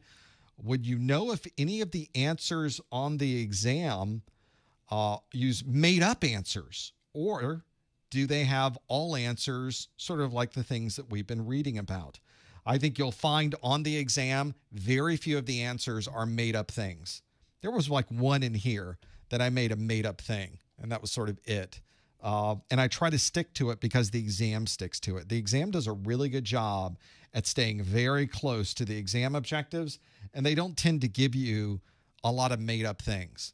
They might give you a topic that has nothing to do with this, like this question I had that talked about PSK. They might give you an answer in here that is STP is one of the answers. Like spanning tree protocol. Why was this has nothing to do with spanning tree protocol. Sometimes they throw those in, but it's a real thing. So that's one that I don't think you would run into. We appreciate your $10 super chat. Thank you for the support. Thank you for your question. And we have many more questions to go through in the after show as well. I appreciate that. And wow, Alex rocks in the chat room. Alex, you do rock with the $100 super chat. Alex says, thank you for all you do, Professor. I passed my Network Plus and Security Plus thanks to you. I would say, Alex, you did the hard part. Please take this small token of appreciation on behalf of me and so many others. That is incredibly generous, and we sure do appreciate it. Every little bit of this helps keep the lights on, helps keep the motivation going, helps keep the craziness that is this strange lab experiment that is now broken out. We are more than happy to do this. We love doing these, and we appreciate your support. That really does mean a lot, and we really do appreciate it. We'll be high-fiving around here after this is done. We thank you for your support. For those of you that were looking at all these questions, this kind of goes back to the question that Caleb asked, is where did all this come from? Came from the objectives. If you don't have the objectives, then you're doing yourself a disservice. Everything you need to know about the exam, it's in the objectives. Everything. All of the topics, all of the things you need to know, all of those strange acronyms we talked about today, it's in the objectives, and it's free. Free objectives. Go to professormesser.com/objectives. There's a link there that will take you to the CompTIA website. Pretty useful to have it. There's also in the objectives a comprehensive list that you could use as a checklist. So you can go through each one of these. If you check it off and you know it, then you're ready for the exam once you get to the end. professormesser.com/objectives. We do one of these study groups every month. We also have an archive going back, the 601 study group, and we have an archive going back to January because that's when the 601 was finally kind of hitting its stride. We do these every month. The next Security Plus study group currently scheduled for the 20th of January. We've got on the 13th of January is our Network Plus study group, and on the 5th and the 7th is our A Plus study group. We can find out more at professormesser.com/calendar, and occasionally these things will change. So always keep checking back with professormesser.com/calendar to know when the next one of these is going to be. I'm going to skip quickly over the course notes. I talked about these a second ago, and you can either get physical or digital versions of these. The course notes, someone was asking me the other day, hey, can I just get all the slides? I said, well, that would be just a mess. What if I took all the slides and it took everything from every slide and I put it in an easy-to-read format that you can actually handle? And that is the course notes. All the important graphics, all the important charts, every bit of text from these videos is in the course notes. It's comprehensive. How many pages is it now? 120 pages. It is a huge exam. If you get the physical version, this is all in color. Beautiful course notes. High-quality paper, high-quality printing. I wouldn't do it any other way. And if you get the physical version, you get the digital version for free. You can find that at professormesser.com/601cn. All right, enough about me, everyone. It's about you. Stick around for the after show. I want to take questions from you. I want you. Is my calendar wrong? I'm sure it is. I've got to fix the calendar stuff that's on there. But whenever we start looking at, well, the after show, I'm going to be taking all the questions from you, no matter what it is. We will figure out all of these. Stick around for that after show. I'd love to take your questions right from the chat room. Don't forget about the Twitter, the Instagram, the YouTube. If you are watching this live, you got something out of the hour, I would love it if, don't smash the button, gently tap the button for like. That's what we would like you to do. Be very careful. Do not hurt your mouse. Do not hurt the keyboard. Go ahead and hit that like button. We do appreciate that. And it's a way that we can tell YouTube there must be something valuable in here because people seem to like it. We do spend a lot of time putting these questions together, and we hope it's something that you can enjoy. Don't forget about your discounted vouchers, ProfessorMesser.com/vouchers. And, of course, my practice exams and course notes are available at ProfessorMesser.com/SecurityCN. Thank you for being here. Thank you for everything that you are doing. We've got plenty to go through in this next hour. Stick around for the after show, and we will see you next time on the Security Plus Study Group. Now I push some buttons on my side. Hey, there it is. Time for the after show, everybody. You know, we say it's the after show, but isn't it just more of the show? It's just me not asking questions anymore, right? Let's fix some of the lower thirds so I can have that working in here, and then we'll start taking your questions, and we'll get this up and running. If you'd like to ask a question, all you have to do is go to the chat that is either on the live stream at ProfessorMesser.com/live, but that is also the YouTube chat. If you're watching this on YouTube, it's the same chat that I'm looking at as everybody's putting things in, that everybody is putting in their super chats. Thank you, Caleb, again. Thank you, Alex, again. That was quite generous, and we sure appreciate it. It helps keep things going around here. And it's nice. I can give Lori a little Christmas bonus. I haven't told her yet, but it's happening. She's probably already found it. We'll have to see. We'll see if she watches the replay. Oh, of course she has to watch the replay. She has to put timestamps in. She'll figure out these pieces. I'll have to text her when we're done here. So we have a number of questions that have come up in the chat room. The one that probably is the most important one, the one that I will mention to everybody, that background, is that real? Let me turn off one of the lights. It's real. It's not a green screen. That's my real house. That's my real place. It's a physical thing. So that's me turning the light on and off.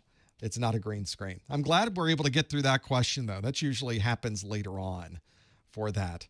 The question that I did see come up is Hearn in the chat room says, I'm currently binging you 601 as we speak. Thank you. What would you say are the most common to come up in an exam? What is the thing that would come up the most on an exam? There is not an answer to that. They have such a big pool of questions. They have an enormous pool of questions to choose from that you can get a little bit of everything. And there are so many different types of questions on the exam. I would recommend, if you are interested in figuring out what's on the exam, just get the objectives. Everything is on these objectives. It's an extensive list, obviously. There are over 1,000 objectives on this exam. But if we break this out, we'll just drill into one of these so we can kind of see what happens to be here. But let's look at, for example, section 1.0, threats, attacks, and vulnerabilities. Compare and contrast different types of social engineering techniques. You have to know about phishing, smishing, vishing, spam, spam over instant messaging, which is SPIM, spear phishing, dumpster diving, shoulder surfing, farming, tailgating, eliciting information, whaling, prepending, and so on. That's just one column of one section of 1.1. That's a lot that's in there. That is a lot of information just in the first section of the first domain. Now let's go to the second section of the first domain, even more. How about the third section? Even more. We just keep going and going and going and going. So there's so much in here that you would have to pour through. So I always tell people, spend some time, get familiar with what's in these exam objectives. If you use a PDF reader that allows you to annotate, maybe as you go through different pieces, you can mark them off. So that, okay, I got through that, and I got through that, and I got through that. Okay, now let's go to vulnerability scans. So that might be a good thing to use as we go through the pieces of this. So the objectives are just so valuable. So there's not any one thing that will always come up. The exams are all random. If you take the exam a second time, it will be random again. You'll never get the same exam twice. So I think that's one where you just have to be ready for anything. have to be ready for anything in this list. And that's why I tell you, if you go through the list and you check off every single one of these things that's in the list, over 1,000 of these things, then you will be ready for the exam. I told you, it's a tough one. It's a big exam. And so that's one where I just don't have a single answer. I can say this is what would be on the exam. You really need to look at all of those and see what's there. So what is it about this background that makes it seem like a green screen? I guess it's kind of blurry. I guess it's sort of that way. It's not quite that way. Another question in the chat room. How important is it to memorize the ports? Well, as you'll notice, if you go through the exam objectives, there are no ports. There are no ports listed in the exam objectives. People spend a lot of time for some reason memorizing ports, and yet CompTIA has told you they're not that important. They're not as important as all of these other things. Now, could you get questions that have ports on them? You absolutely could. Take, for example, a question that might ask you to create some firewall rules based on protocols. It'd be useful to know what the port numbers are. I think what I'm completely extrapolating here. This is unsubstantiated rumor, but I think where CompTIA is going with this is that by the time you get to Security Plus, you already know these port numbers. It's already second nature to you. You know 80 and 443 and 143 and 123, and you already know all of these. So it's not important to put these as something you should sit there and memorize for the Security Plus. Now, that's an odd situation we're in, though.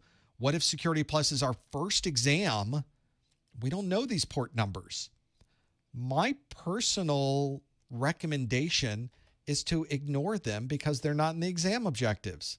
I think it would be more valuable for you to memorize what's in this list rather than memorizing things that are not on this list. Could you possibly still get a question with port numbers on it? You could. So my recommendation is really more about time and motion and how much time you have available to you. If you look at the exam objectives, they will tell you the lists of examples provided in bulleted format are not exhaustive lists. Other examples of technologies, processes, or tasks pertaining to each objective may be included on the exam, although not listed or covered in this objectives document. Well, thank you, lawyers, for being that, but the reality is they stay pretty close to this. So that's why my recommendation is don't go outside the list. Stick to the list and you'll be fine. I think if you know everything in these exam objectives and you sit down on the exam, you're going to pass. That's my educated recommendation is spend your time understanding what's on the exam objectives. Don't worry about what isn't. Because if you had to choose where to focus your study time, the list of objectives is it. Because once you know that, you're done. You're good. You're solid for all of those. So other people in the chat room were even talking about, what about these other things? What about other tools? What about Hashcat? What about all these other things? Well, they're not in the exam objectives. Why are you bothering with those for the exam? Now, are those tools useful to know and useful to use? Are port numbers useful to know? Absolutely. That wasn't the question. The question was, how do I pass the Security Plus exam and should I memorize these things to pass it?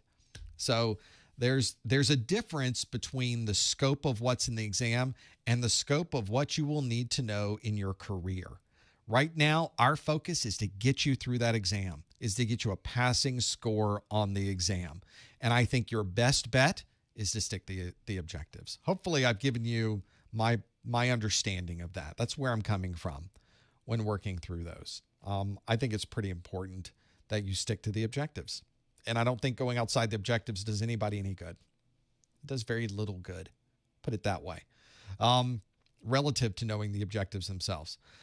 The question in the chat room, more questions in the chat room. I don't want to skip any. I'm talking a lot, but I'm trying to go very slowly through the list of those. Let's see how we do with these others.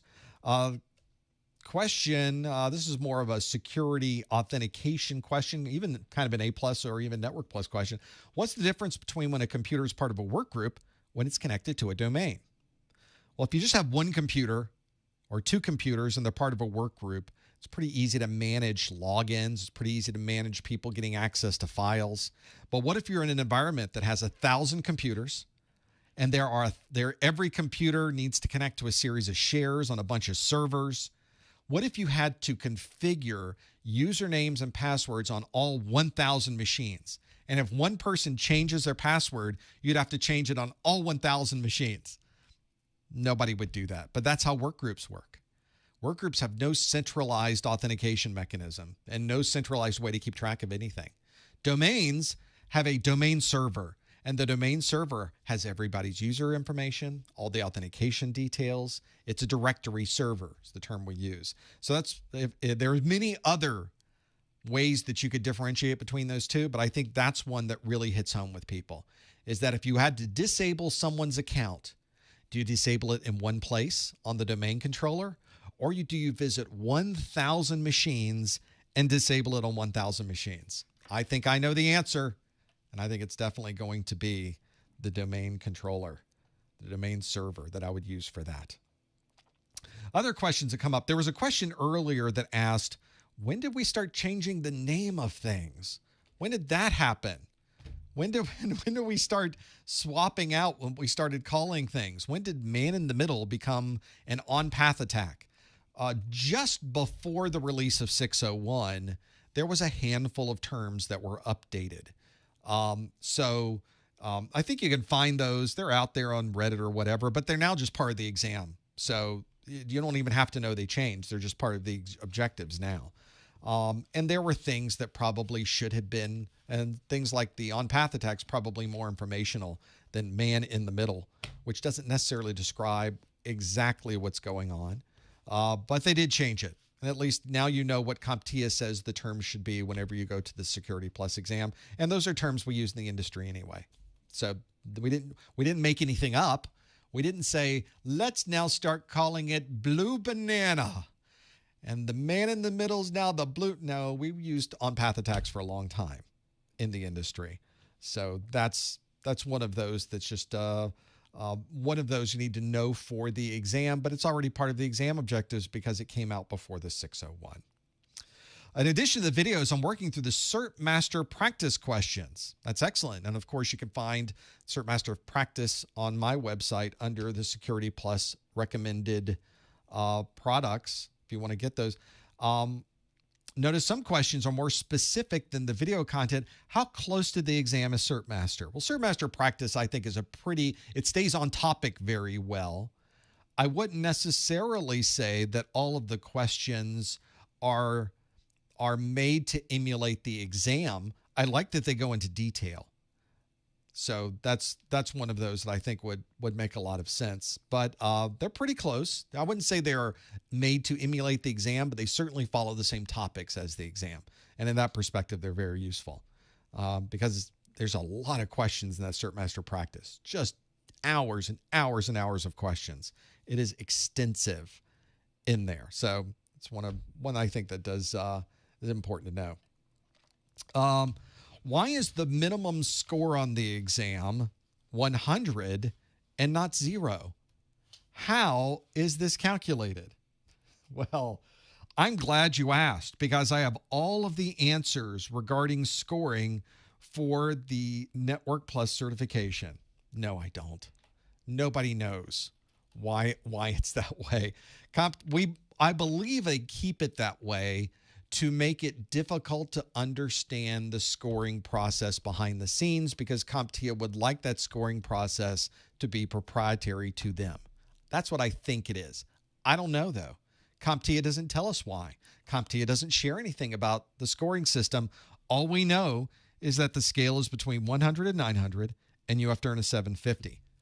We know that every question is worth a different number of points. That's pretty much it. That's all we know about the scoring. I have now completed my entire knowledge base on CompTIA scoring. That's all we know, and that's all they're going to tell us. So that's doesn't help very much, I realize. That's one of those where I only have enough information of what they've told us. But I think intentionally that's what they're they're really focusing on. I think they are really telling us, we're not going to tell you. And we're going to kind of make it confusing. We're going to scramble things up, and nobody else is going to be able to duplicate this, which I guess if you're a company that does this type of thing, that would be pretty important. So I get where they're coming from. Let's do some more questions on here. Let's see what we can do with these. I'm going through the list of things for those of you that are watching that are on YouTube. It's the YouTube chat that I'm looking at. And we're going through questions that are being submitted either on the Professor Messer website at the link you see here, professormesser.com/live, or directly from YouTube. Yeah, I guess you get 100 points just for starting the exam. You click begin, and you're already 100 points ahead. Doesn't that make you feel good? It means nothing, but it should make you feel good. At least they're giving you kind of a start with this and getting those ready to go. Another question, can I jump into Network Plus straight off? Can I jump into Network Plus straight off from getting A+ certified, or do I have to wait? If I wait, how long do we have to take it? I think you're saying, can you start with Network Plus? Do you have to go A+, Network Plus, Security Plus? No, you don't. There are no formal prerequisites for the CompTIA exams. In fact, I took my Security Plus first, then I took Network Plus, then I took A+. So I did it exactly backwards. But at the time, I was working in a role that was security related. And I needed to have something in my personal set. Every year you get, when you work for these big companies, they tell you, what are you doing this year to improve your knowledge in this area? What things can we evaluate at the end of the year and say, did you do a good job with all of the things you had in front of you? So on top of everything you do in your normal job, what else are you going to do? That was kind of what they were asking. I said, okay, well, how about I get Security Plus certified? That's a security certification. They said, great, go do that. So I went and I got Security Plus certified. That Security Plus certification is the first one I did. And then after I did that, I thought, I like networking. Let's just go get another one. I got networking. And then I got the A+ because I was at that point decided, what if we had more study materials on the internet for A+? Why don't I make one? But first, why don't I go get certified so I know what they're going to ask? So that's what I did. I went and got the A+ last. So I did it backwards. But for me, I did it the right way. I did it the normal way for my requirements. So there's not a right way and a wrong way. There's the way that makes sense for your goals and objectives. And everybody has a different set of personal goals and objectives.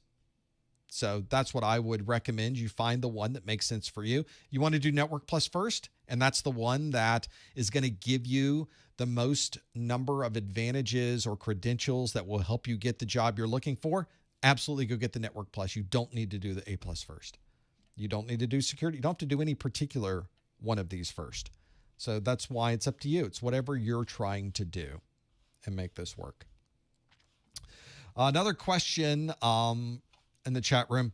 Do I recommend a next generation firewall for my home IPS? I'm gonna have to pull apart this one too. We're gonna have to kind of pull apart the different parts of this question. First, an IPS on its own is a valuable tool, but not really something that's commonly used in the home. I have seen, though, just off-the-shelf routers that you could get from the big router manufacturers, the Netgears of the world, the Linksys of the world. Those are good routers, and many of those routers have some basic IPS functionality built into them. So for intrusion prevention, they already have kind of a very simple set of signatures, and those signatures will block things. An IPS, though, is really not the primary goal of those devices. Those devices are basically blocking everything that is coming in. They're a firewall. And they're, for the most part, a lot of these firewalls that you get on a home-based router, a wireless router, are basic port-based firewalls. They don't have to know the applications that are being sent out because at home, it's just you and your family. And you're sending information out to iTunes or whatever, and practically nothing is allowed the other way. If you have not configured any port forwarding, then nothing else is getting in. So it really doesn't matter if your firewall is application aware because you're blocking everything coming in anyway. Now, if you're in a large enterprise, there is information coming inbound, there's information going outbound, there's a lot of back and forth, and it's important to have a better view of the applications that people are using.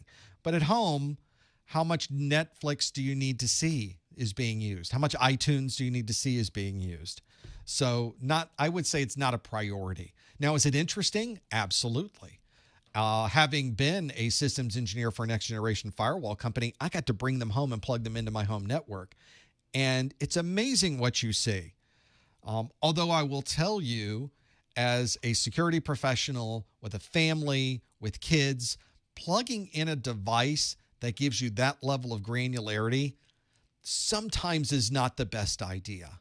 Probably sometimes it's better not to know.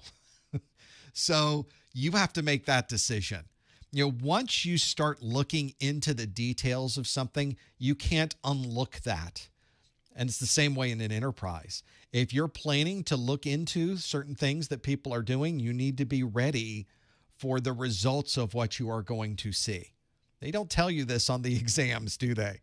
From a security perspective, I would bring my technologies into some companies and we plug in and we would instantly see on the screen things that were blatantly inappropriate, things in terms that I could point out on the screen and say, well, this is not appropriate, but I could not say the words associated with the URL that were inappropriate because it would be inappropriate for me to say them. So sometimes these things pop up. There have been meetings where I plugged in our technology and instantly found not just inappropriate, but illegal things occurring on a network. Okay, now it got serious. Now it got, whoa, there's things on this network that we are going to have to call the FBI over. The meeting's over, lock the door. We need to document this. Let's make some phone calls, because those are uncomfortable situations, but you need to be ready for them as an IT security professional. It's one of those that it doesn't happen a lot, thankfully. It is unfortunate when it does occur, but these are situations you will have to take care of. And you have kind of a responsibility at that point to take care of those things. But for your home, you really don't need next generation firewalls. It's pretty good to keep track of what's going on.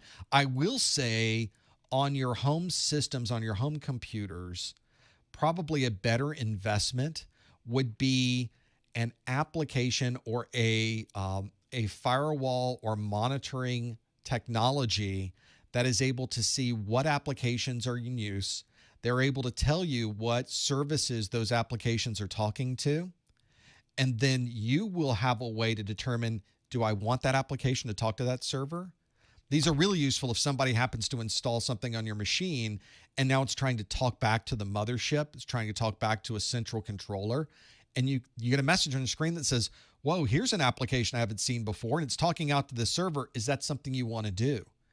And then you can look at it and go, well, I don't know what that is. No, block it, and it will block it right on your system. On Mac OS, I have a utility that does this. The application I use is, where is it? I'm going to bring this. I'm not going to show it to you because who knows what my system's talking to, but it's called Little Snitch, and it tells you information about, I think this is relatively innocuous, that I'm not saying anything. It tells me every session going from my computer and where it's going. And then it gives me a breakdown. You don't see it on the screen. It's over on this side. It tells me all the domains I'm talking to, all the servers I'm talking to, all the IP addresses I'm talking to. And I can make a decision about whether that's something that's legitimate or not. There are similar tools available in Windows that you can purchase. I'm trying to remember the one. Which one is the one? I demonstrate this in my videos. I don't want to say it's the one that other YouTuber talks about all the time, but then you would know I watch Linus's channel, which I'm not going to tell you that because he has such good stuff. But he has one in Windows. How about if I just search for Windows Little Snitch? Little Snitch is not available to Windows, but on the, you would think that this would pop right up the folks that make the application I'm thinking of should have better Google ad being worked for this. And I'll figure out what this one is in a moment. But it was a beautiful one. We used to use back in the day Zone Alarm and those, but those are no longer things that you would use. The built-in firewall that's in Windows doesn't provide that level of granularity or the messages that I would like to see. And eventually somebody in the chat room will figure that out. And I'll type a few more Google searches in here and see if I can find which one I'm thinking of. And I'll probably find one of these top 10 sites that Glasswire was the one I was thinking of. Glasswire I've been impressed with. That's another one that breaks out and shows you information of what you're talking to, what it's doing. Here's a bad screenshot of it.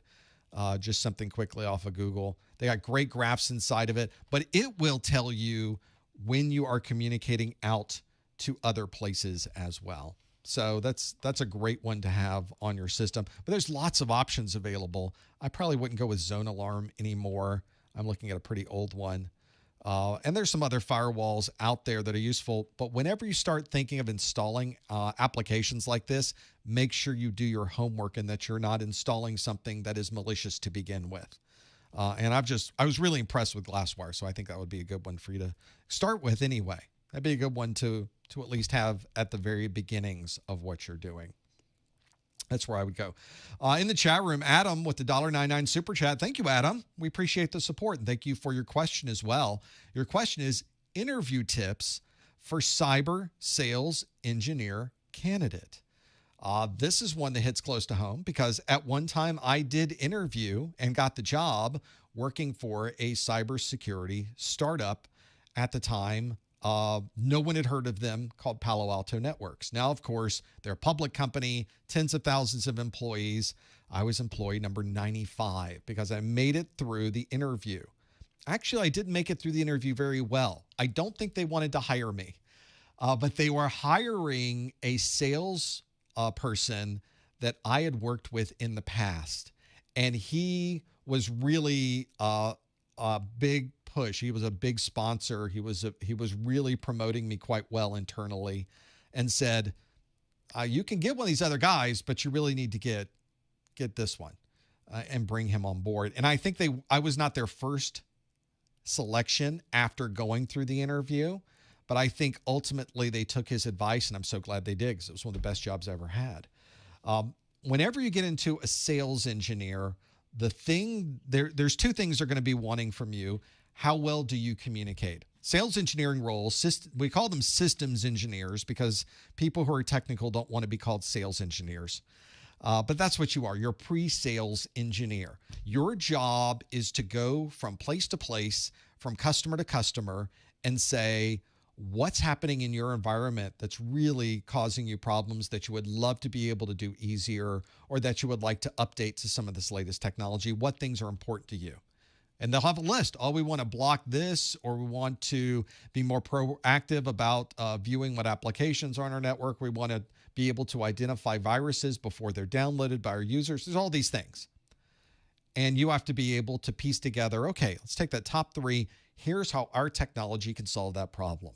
And then you describe how your technology solves that problem. So there's a huge communication aspect to being a sales engineer. And it's not that you have to be trained in the details of public speaking, but you have to be at least able to look somebody in the eye and explain very technical things in a way that they can understand. You're a translator between the technical world and the products that you have. So it's helpful if you can start making these comparisons and communicate with people by looking them in the eye and explaining what this technology does. And if you can do it simply, that's even better. The product should take care of itself. The product should sell itself, but you need to explain to them what's going on when you're looking at this product. The other piece is you need to be very technical. This is a tough gig, isn't it? You not only have to know how to talk to people, you have to be very knowledgeable in the technology. And that's why you'll find when you go into these interviews, if you're speaking to the sales manager or the salespeople, they're really looking to see how you communicate and the methods that you use to get points across to other people. You've always seen these questions and the scenes in the movies. You know, here's a pin, sell me this pin. You know, you need to be able to do that. And it doesn't have to be a rote thing. One of the great things about being an SE is it's really you asking a lot of questions. Well, tell me about how you're using pins today. What challenges do you have with the pins that you're currently using? And you make a list and go, well, I happen to have a pin that solves all of these problems for you. Let me tell you how it does that. Now, that's what you're doing with a next generation firewall, with a cloud-based security solution, with the web filtering that you're doing, you know, all of those things from a sales engineering perspective. But you will get an interview with the SEs and the SE managers who are going to start drilling you on technical topics. So you have to be ready. One of the ones that I always loved, there was an SE manager I worked with out of Boston, and he says the first question he would ask an SE candidate is, tell me everything you know about ARP. Now, you would think ARP would be a relatively innocuous, simple topic to describe. But when you get into the world of security, there's a lot to ARP. And there's also proxy ARP. And there's inverse ARP. And there's reverse ARP. And there's ARP poisoning. And you could go on for an hour talking about ARP. It's really remarkable. So what he did was start with a very simple topic, and then let's drill down into it. Somebody said, well, I was just working with the system, and we had to make sure that our gratuitous ARP was configured properly. Oh, well, tell me everything you know about gratuitous ARP. Okay. Now we're in another set of questions. And, oh, what were you setting up? But all of these are not about question, answer, question, answer. It's more about how do I create a story around what I did with this technology. One of the things I mentioned in my video of how to get a job in IT with no experience is I talk about you having stories. And for someone like a systems engineer or sales engineer, having stories is so important. I mentioned, for example, let's say that I was interviewing again with this next generation firewall company. At the time, I had just published a book on Nmap. And I got to talk a lot about what I published in the book, which was good. It was a security related topic. I understood the technology. When I started working for them, I did not have direct firewall experience with another firewall company. I had a lot of experience as a sales engineer, but not with firewalls. So that was the thing that later on, I realized, okay, that's why they didn't want to hire me right out of the gate, because I knew about technology. I knew about the protocols. I knew about Nmap. I knew about protocol analyzing and all of the things associated with network management. But they didn't want to hire me because I didn't have direct firewall experience, even after using firewalls. But had I already built a firewall in my lab, if I had just configured pfSense with Snort on top of it, and I described the installation process, and I said, you'll never believe what I saw when I installed pfSense on my internet. Here's what I found. And you had a story about the processes. You had a story about what your IPS blocked. You had a story about an application you used that was a false positive that got blocked accidentally and how you fixed it. If you had that story, if I had had that story, they would have probably been more receptive to immediately bringing me on board because I had a story that matched what they were doing. I will also tell you that if you are interviewing for a job with a company as a systems engineer, you should know everything about their website and everything you can about their products. You should read through the manuals and you should have some questions. If you have an opportunity to install that package or software or hardware, I highly recommend you do that, or watch a YouTube of someone doing it, or get a demo version online and do it yourself so that you have direct experience in working with those technologies. And you can tell someone, you know, when I knew I was going to come in for this interview, I grabbed a copy of your demo, I installed it in my lab, and here's some interesting things I found and some questions I have maybe you can help me with. And then you go through it. Here's what I did. Here's what I set it up on. Here's what I found. Here's what I found was interesting with it and what was so different than anything else I'd used in the industry. Those are real scenarios. And having been an SE manager at these companies and interviewing people for an SE position, it's rare to find someone who has done that level of work. Why? I don't know. I have had people walk into an interview that had no idea what I did in this company, what this company did, what products do they make. Hi, thanks for coming in. Have a seat. So, do you have any questions about any of our products? Like, I don't know. No. They had no idea what products we had. How is that possible? How could you walk in and not know? So a lot of people will walk in cold to an interview. Never, never, never do that. If you make it to the interview, you've already made it through a couple, 2 or 3 jumps, and you just don't even realize it. Now's the time you got to bring it. Now's the time you bring the heat in that interview, and that's a make or break. That's when they make their decision. Usually the decision is made in the first 5 to 10 minutes. So have 2 or 3 stories. Have a good question for them. Sometimes you get the people that are asking you, so why do you want this job? Oh, okay. We can do those kind of trite interview questions. Where do you see yourself in 5 years? They're not the person who's going to be making the decision for you. People that are going to be making the decision are the sales managers then, and the people want to know about your sales experience, and the people that are asking you the questions about, tell me everything about ARP. You just never know what those are going to be, though.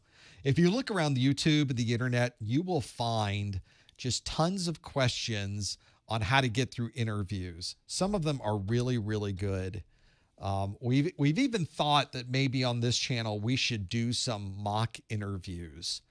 Maybe me interviewing myself of how I would handle particular questions. And I think that might be pretty good. I think that might be a good one to do for jobs like a systems engineer, a help desk technician, a cloud technician. Those would be good things to have, and describing what some of the things are. And then maybe having, after a question is asked, having a discussion about what just happened. Okay, this person asked this question. Here's what they were looking for. Here's the answer they gave. Why did that answer make a difference? Why was that the best answer? What other answers could they have given? Those types of things I think might be useful. I loved my time. I am so glad they decided to hire me at Palo Alto Networks for that job. I loved my time at Palo Alto Networks.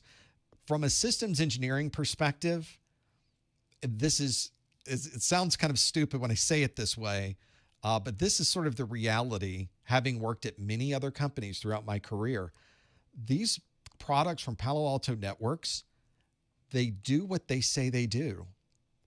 They actually work and operate and are functional in exactly the way they tell you. There's not this marketing flair on top of it that says, we do a bazillion this and that. No, they tell you exactly how fast the product goes. They tell you exactly how many packets per second it can process. They tell you exactly when you turn this on, this is exactly how fast it goes. And it does all of these features. And when it does all those features, it actually does them. Maybe you don't know. I'm telling you, when you get into the industry, though, and you've probably seen these companies, their website says the product does one thing, and then you pull the product in and it's not doing it, and it breaks and it reboots every couple of hours. And what this thing is not. But at Palo Alto Networks was one of those perfect situations for an engineer, because you could walk in with a product and say, no, it absolutely does this. What was even better at the time is when I started, nobody knew who Palo Alto Networks was, and the term next generation firewall did not exist. They had the first next generation firewall. So you walk into somebody and say, I can plug this in and I'll tell you exactly how much Facebook, exactly how much Twitter, and exactly how many BitTorrent file transfers are going through your network right now and where they're coming from. And I can associate their Windows login with who's doing it. They're like, there's not a product that does that. Like, hold my beer. Watch this. This is crazy. You're not going to believe this, but it does do that. And we plug it in, and it does that and so much more. And it did it all day, every day. It was just a solid product. It was so fun being an SE there because of that. It was a product you could really be proud of and that you could really enjoy. It was a lot of fun. So definitely talk to them. Good folks over there. The management at Palo Alto Networks is just, that's the piece I think that probably puts it all together. Everybody at Palo Alto Networks really knew their stuff. It was the experts of the experts. Really good stuff there. So definitely go down that road. John, chat room, John Giannopoulos with a $20 super chat. Thank you, John. John says, so glad I tuned into this today. So helpful. Had the 401. Good. Skip the 501. You're probably better off. And now you need the 601, as life does these things. You're in a good place, though. 601, although very big, is absolutely something that you should be able to study for and pass. So thank you for that. Gosh, $20 super chat. That's very nice super chat. We do appreciate that. And it's one I think you're going to find a lot of fun going through the 601 because it covers so many different parts of it. And I think you were probably good that you skipped the 501. But for those of you that finally earn your Security Plus, as John is telling us in so many words, you might want to be sure that you keep that certification renewed. You never know when you're going to need it again. So once you earn your 601, just keep doing it, going that direction. For those of you just joining, I was telling you about my times and adventures at Palo Alto Networks. They are the next generation firewall company for today. Look, they're telling you right off the top about the Apache vulnerability. They probably have a signature that was already built immediately that you could download and put on your firewall that would have just blocked it, and you wouldn't even had to worry about rushing around and dealing with it. And they tell you all about it in the executive summary. It's a nasty one. Java has always had kind of challenges with security through the years. And Java obviously has these latest challenges of trying to patch after the fact. This was a 0 day, which made it even worse. We don't get a lot of 0 days, but we've gotten a lot lately, it seems. 0 day obviously would be this version of Java, specifically this component that communicates log files, has a vulnerability that would allow a third party to not only gain access, but gain complete access to a system. That's not good. That's bad. And even worse, the vulnerability was not one that was found by a researcher, submitted, and then fixed, and then rolled out as a patch, and then we were told everybody to patch it. Suddenly, we had people taking advantage of the vulnerability without a patch being available. So it was a 0 day attack. In fact, the next update I do on the A+ that I'm currently working on has a section on 0 day.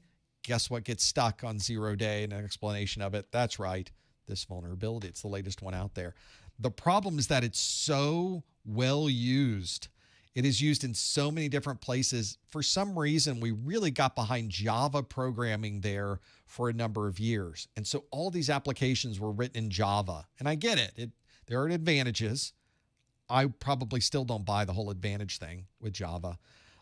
But knowing and having that in an environment makes it susceptible. And now we have to do these updates. We have to patch all of these implementations of Log4j, which is an Apache log vulnerability with Java. Just a nasty, nasty set of vulnerabilities. Java is, as you say in the chat room, there are endless problems with Java. It's a very flexible, and it has significant development advantages. It's easy to write code in Java. The problem is that not a lot of security was put into it from the very beginning. So you tend to have these security issues associated with Java. You know, we removed Java from all of our systems years ago. We just got rid of it and threw it out. The problem, though, and interestingly enough, the one that really started this was not the normal vulnerabilities that we would have in our systems, this Java-based logging was something implemented and really became a vulnerability associated with Minecraft. You know, a lot of those games that we were creating back in the day were Java related, and Minecraft is one of those. And so one of these enterprising Minecraft exploiters found this vulnerability and found a way into creating havoc with other people's Minecraft servers. Well, the problem is that the vulnerability can also be applied to other Java-based servers that are in the enterprise, and that's where everything goes a bit awry. That's where everybody realizes, oh, we use this internally. We don't play Minecraft, we're doing real work, and now we need to patch all of our systems because of that. And here is, as I mentioned and thought would be the case, the next generation firewalls, the PA series, VM series, CN series, or Prisma with threat prevention security subscriptions can automatically block sessions related to this vulnerability using threat IDs. Because it's a next generation firewall, the IPS in these devices work in conjunction with the app ID, so it can recognize that the communication going through the network is Java related, and then it can look for the vulnerability within that, which minimizes the number of false positives that you would run into. And they even give the threat IDs, and the content update that you want for a Palo Alto Networks firewall is update number 8502, and you are protected, at least for many implementations of this particular vulnerability. The problem for me is it hit kind of at the end of the week. Wasn't it just before? Was it Thanksgiving or just after? Or was it in December? It was in December. So you ran into situations where people were now having to rush and hurry to implement this before their systems were taken advantage of. And the exploit was something going around. So you really did want to act very quickly and make sure your system was secure. And that's something we really run at home. So we don't have to worry about our house unless you run Minecraft at home. So another one of those security issues you do need to be aware of. There's plenty of information about this particular 0 day because it's such a wide scope and such a significant exploit, our series of exploits, that you absolutely need to be familiar with this for your network at work and, turns out, your network at home. Useful to have that there. I did see your separate super chat of $1.99, Adam. Thank you for your question. More than happy to do that SE conversation. There is a systems engineering or sales engineering subreddit. It's not incredibly busy on Reddit, but that might be another place you might want to go hang out if you have specific questions. And I bet if you ask the same question in that subreddit, you get another set of interesting answers. There are patches for this. So your kids who like the Minecraft, just make sure they're running with the latest versions and you'll be fine.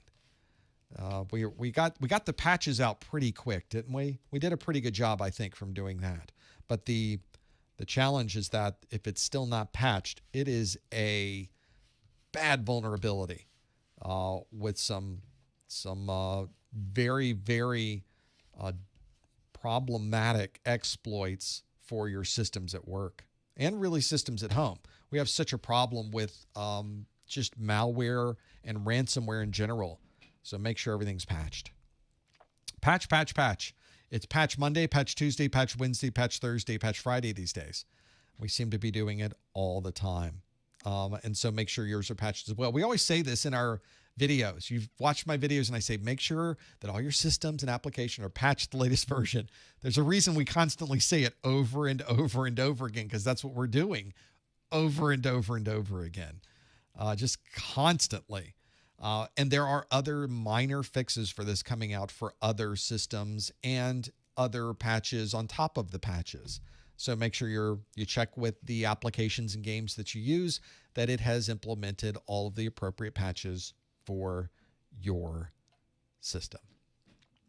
Well, we've hit the top of another hour. I think that's probably a pretty good place to close this one out. And can you believe the last study group of the year? I can't believe it. This entire year has gone by so quickly. And it has been a crazy, exciting, chaotic, fun year. We have had the best time here at Messer Studios. We could not thank you enough for that. We've got another what we think will be incredibly fun year ahead with plenty of new things on the table and lots that we are going to be working through. We love that you join us for these live streams. We love doing them, and we hope we're able to do many, many more here in the next year. We're just going to keep this going. As I often say, we'll just keep making these videos as long as you keep watching them. And the reality is I'll probably just keep making them anyway. Whether you watch them or not, they will be there. Who knows what the year will bring? Stay tuned. For those of you asking, are you doing this in this year? Are you making that this year? Not saying. We will find out what it will be soon enough, but it will certainly be something that everybody seems to be asking about. There's a lot going on. We are so happy to have this opportunity to work with you, to talk with you, to do these live streams. It's been a real pleasure this year, and we can't wait to see what happens in 2022. Thank you for being here, and we will see you next time on the Security Plus Study Group.